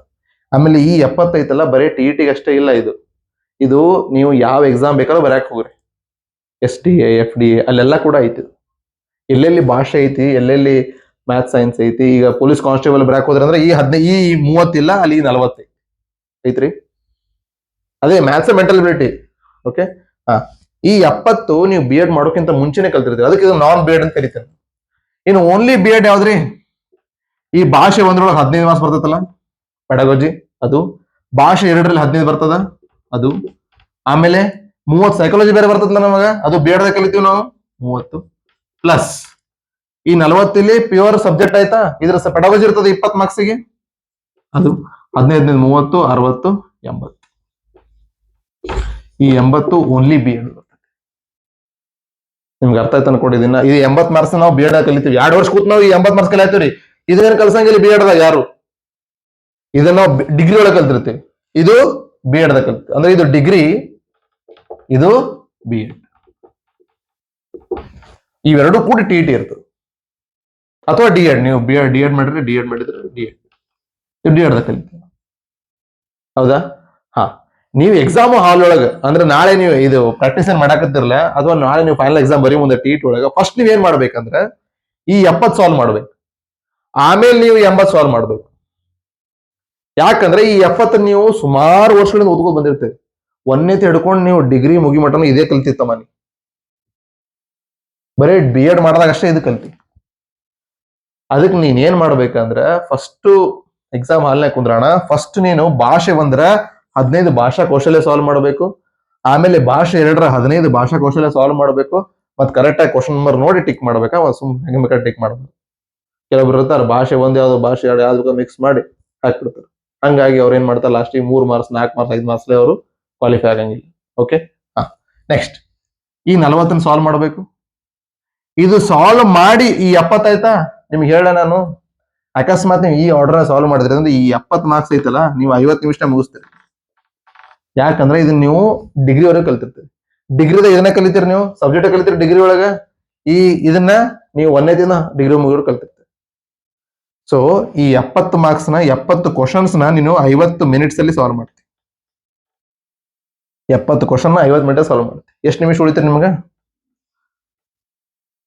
50 ನಿಮಿಷ 100 ನಿಮಿಷ ಉಳಿತಿಲ್ಲ. ಈ 80 ನೋಡ್ರಿ ಫಸ್ಟ್ ಯಾವ ಸಾಲ್ವ್ ಮಾಡಬೇಕು. ಫಸ್ಟ್ ನಾವು ಓದುವಾಗ ಸೈಕಾಲಜಿ ಓದ್ಬೇಕು. ಫಸ್ಟ್ ಪೆಡಗೋಜಿ ಓದ್ಬೇಡ್ರಿ, ಫಸ್ಟ್ ಸೈಕಾಲಜಿ ಓದ್ರಿ. ಪೆಡಗೋಜಿನ ಜೊತೆಗೆ ಓದ್ರಿ, ಬಟ್ ಸೈಕಾಲಜಿ ಮೊದಲ ಶುರು ಮಾಡ್ರಿ. ಸೈಕಾಲಜಿ ಸ್ವಲ್ಪ ಟಾಪಿಕ್ಸ್ ಮುಗಿದ ತಕ್ಷಣ ಪೆಡಗೋಜಿ ಚಾಲೂ ಮಾಡ್ರಿ. ಮತ್ತೆ ಸೈಕಾಲಜಿ ಮುಗಿಮಟ್ಟ ಪೆಡಗೋಜಿ ಓದ್ತೇನೆ ಅಂತ ಕುಂದ್ರಬೇಡ್ರಿ, ಅಟ್ಟ ಎಕ್ಸಾಮ್ ಬಂದ್ಬಿಡ್ತದ. ಸೊ ಸೈಕಾಲಜಿ ಜೊತೆಗೆ ಹೋದ್ರಿ, ಫಸ್ಟ್ ಶುರು ಮಾಡಿ ಸೈಕಾಲಜಿ ಶುರು ಮಾಡ್ರಿ. ಮಾತನ್ನ ಅರ್ಥ ಮಾಡ್ಕೊಡ್ರಿ, ಇನ್ನೊಂದ್ಸಲ ರಿವೈಂಡ್ ಮಾಡ್ಕೊಂಡು ಕೇಳ್ರಿ ಅರ್ಥ ಆಗ್ಲಿಕ್ಕಂದ್ರೆ. ಓಕೆ, ಫಸ್ಟ್ ಈ 15 ಸಾಲ್ವ್ ಮಾಡ್ಬೇಕು ಭಾಷೆ 1ರದು. ಆಮೇಲೆ ಈ 15 ಸಾಲ್ವ್ ಮಾಡ್ಬೇಕು. ಇದಾಗಣ ಈ 20 ಸಾಲ್ವ್ ಮಾಡ್ಬೇಕ್ರಿ. ಸಾಲ್ವ್ ಮಾಡುವಾಗ ಫಸ್ಟ್ ಪೆಡಗೋಜಿ ಸಾಲ್ವ್ ಮಾಡ್ಬೇಕು, ಓದುವಾಗ ಫಸ್ಟ್ ಸೈಕಾಲಜಿ ಓದ್ಬೇಕು ನಾವು ಈಗ ಪ್ರಿಪೇರ್ ಆಗೋ ಮುಂದೆ. ಅರ್ಥ ಆಯ್ತಾ? ಈ 15 ಈ 15 30 ಈ 20 ಎಷ್ಟಾಯ್ತ್ರಿ? 50 ಆಯ್ತಾ? ಈ 50 ಈ 50 ಮುಗಿಯಾಕ ನೀವ್ ಏನ್ ಮಾಡ್ತೀರಿ ಗೊತ್ತಾ?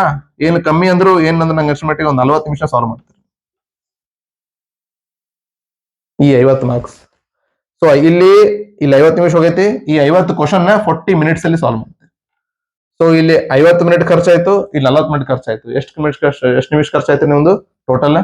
50 40 90 ಮಿನಿಟ್ಸ್ ನೀವು ಖರ್ಚು ಮಾಡಿದ್ರಿ. ನಮ್ಮ ಟೋಟಲ್ ಎಷ್ಟು ನಿಮಿಷ ಅದ್ರಿ? 150 ಮಿನಿಟ್ಸ್ ಅದ. ಸೊ 90 ಮಿನಿಟ್ಸ್ ಖರ್ಚು ಮಾಡ್ರಿ, ಎಷ್ಟು ನಿಮಿಷ ಉಳಿತೀರಿ ನಿಮಗ? 60 ಮಿನಿಟ್ಸ್ ಉಳಿತ್ರಿ. ಎಷ್ಟು ಕ್ವಶನ್ ಸಾಲ್ವ್ ಮಾಡಕ್? ಈ 30 ಸಾಲ್ವ್ ಮಾಡಕ್. ಇದೇನದ ಹೇಳ್ರಿ? ಇದು ಸೈಕಾಲಜಿ ಅಥವಾ CDP ಅಥವಾ ಶಿಶು ಮನೋವಿಜ್ಞಾನ ಮತ್ತು ಬೋಧನಾಶಾಸ್ತ್ರ ಐತಿ, ಹೌದಾ? ಸೊ 30 ಕ್ವಶನ್ ಸಾಲ್ವ್ ಮಾಡಕ್ ನಿಮ್ಗೆ 60 ನಿಮಿಷ ಐತಿ. ಸೊ ಈ ತರ ನೀವು ಎಕ್ಸಾಮ್ ನಾನು ಕೂಡ ಏನ್ ಮಾಡಿದ್ದೆ ಅಂದ್ರೆ ಈ 30 ಕ್ವಶನ್ ನಾನು ಹೊಸದಾಗೆಲ್ಲ ಬಿ ಎಡ್ ಮಾಡಿದ್ದು ಫಸ್ಟ್ ಟೈಮ್ ಮಾಡಿದ್ದೆ. ನೀವು ಅಂತ ಒನ್ ಟೈಮ್ ಅಷ್ಟೇ ಮಾಡ್ತೀವಿ, ನಾನು ಡಬಲ್ ಡಬಲ್ ಮಾಡಂಗಿಲ್ಲ. ಸೊ ಅದಕ್ಕೆ ನಾ ಏನ್ ಮಾಡಿದ್ದೆ ಅಂದ್ರೆ ಇದನ್ನ ಲಾಸ್ಟ್ಗೆ ಇಟ್ಟಿದ್ದೆ.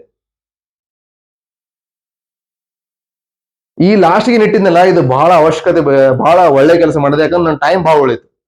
ಈ 60 ನಿಮಿಷದಾಗ ಈ 30 ಮಾಡಿದೆ. ಫಸ್ಟ್ ಏನ್ ಮಾಡ್ತಾರೆ ಗೊತ್ತಂದ್ರೆ ಕೆಲವರು ಶಾಣರು ಫ್ರೆಶ್ ಮೈಂಡ್ ಸರ್ ಒಂದು ಫಸ್ಟ್ ಎಕ್ಸಾಮ್ ಅಲ್ಲಿ ಕೂತ ಸೈಕಾಲಜಿ ಮಾಡ್ತಾನೆ. ನೀನು ನೋಡಪ್ಪ, ನೀ ಹತ್ತಿರತ ಮಾರಾಟ ಇದ್ದಿ ಮಾಡು, ನಾ ಬೇಡ ನಂಗಿಲ್ಲ. ಬಟ್ ನನ್ನಂಗ ನೀ ನಾರ್ಮಲ್ ಮನುಷ್ಯ ಇದ್ದಿ ಅಂದ್ರೆ ಮೊದಲು ಇದನ್ ಮಾಡ್ಕೋ, ಆಮೇಲೆ ಉಳಿದು ಪೆಡಗೋಜಿ ಮಾಡ್ಕೋ, ಲಾಸ್ಟ್ ಸೈಕಾಲಜಿ ಟಚ್ ಮಾಡು. ಈ ಉದಾಹರಣೆಗೆ ಫಸ್ಟ್ ಗೆ ಸೈಕಾಲಜಿ ಮಾಡಕ್ ಹೋಗಿರ್ತಾನಲ್ರಿ, ಅವನು ಏನ್ ಮಾಡ್ತಾನ 30 ಕ್ವಶನ್ ಸಾಲ್ವ್ ಮಾಡಕ್ 60 ನಿಮಿಷ ತಗೋತಾನ ಅಥವಾ 50 ನಿಮಿಷ ತಗೋತಾನ. ಟೈಮ್ ಜಾಸ್ತಿ ತಗೋತಾನ, 1 ನಿಮಿಷ ಸಾಲ್ವ್ ಆಗಂಗಿಲ್ಲ ಕ್ವಶನ್. ಬಟ್ ಅವಾಗ ಏನಾಗುತ್ತೆ ಹೇಳ್ರಿ, ಜಾಸ್ತಿ ಟೈಮ್ ತಗೋತಾನಲ್ಲ, ಅವಾಗ ಅವ ಪ್ಯಾನಿಕ್ ಆಗ್ತಾನ, ಗಾಬರಿ ಆಗ್ತಾನ. ಅವಾಗ ಏನಾಗ್ತದ, ಓವರ್ ಆಲ್ ಮಾರ್ಕ್ಸ್ ಅಲ್ಲಿ ಅವನಿಗೆ ಕಡಿಮೆ ಮಾರ್ಕ್ಸ್ ಬರ್ತಾವ.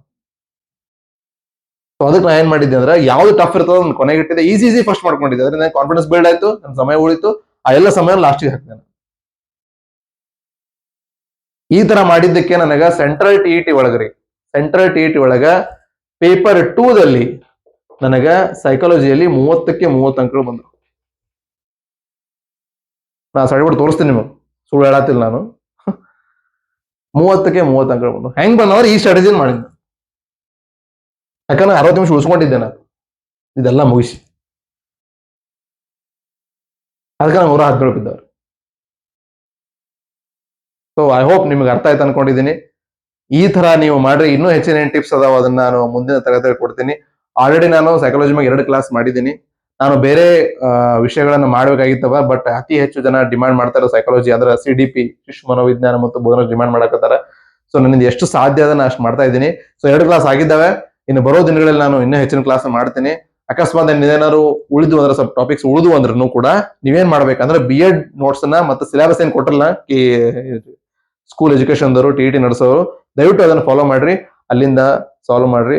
ಆಮೇಲೆ ಹಿಂದಿನ ಪ್ರಶ್ನೆ ಪತ್ರಿಕೆಗಳನ್ನ ದಯವಿಟ್ಟು ರೆಫರ್ ಮಾಡ್ರಿ. ಸಾಧ್ಯ ಆದ್ರೆ ಸೆಂಟ್ರಲ್ TET ಪ್ರಶ್ನೆ ಪತ್ರಿಕೆಗಳು ಕೂಡ ರೆಫರ್ ಮಾಡ್ರಿ, ಮಾದರಿ ಪ್ರಶ್ನೆ ಪತ್ರಿಕೆ ರೆಫರ್ ಮಾಡ್ರಿ. ಒಟ್ಟು ದಿನಕ್ಕೆ 5 ಪ್ರಶ್ನೆ ಸಾಲ್ವ್ ಮಾಡ್ರಿ, 50 ಕ್ವಶನ್ಸ್, ಯಾವ ವಿಷಯ ಬೇಕಾದ್ರೂ ಮಾಡ್ರಿ.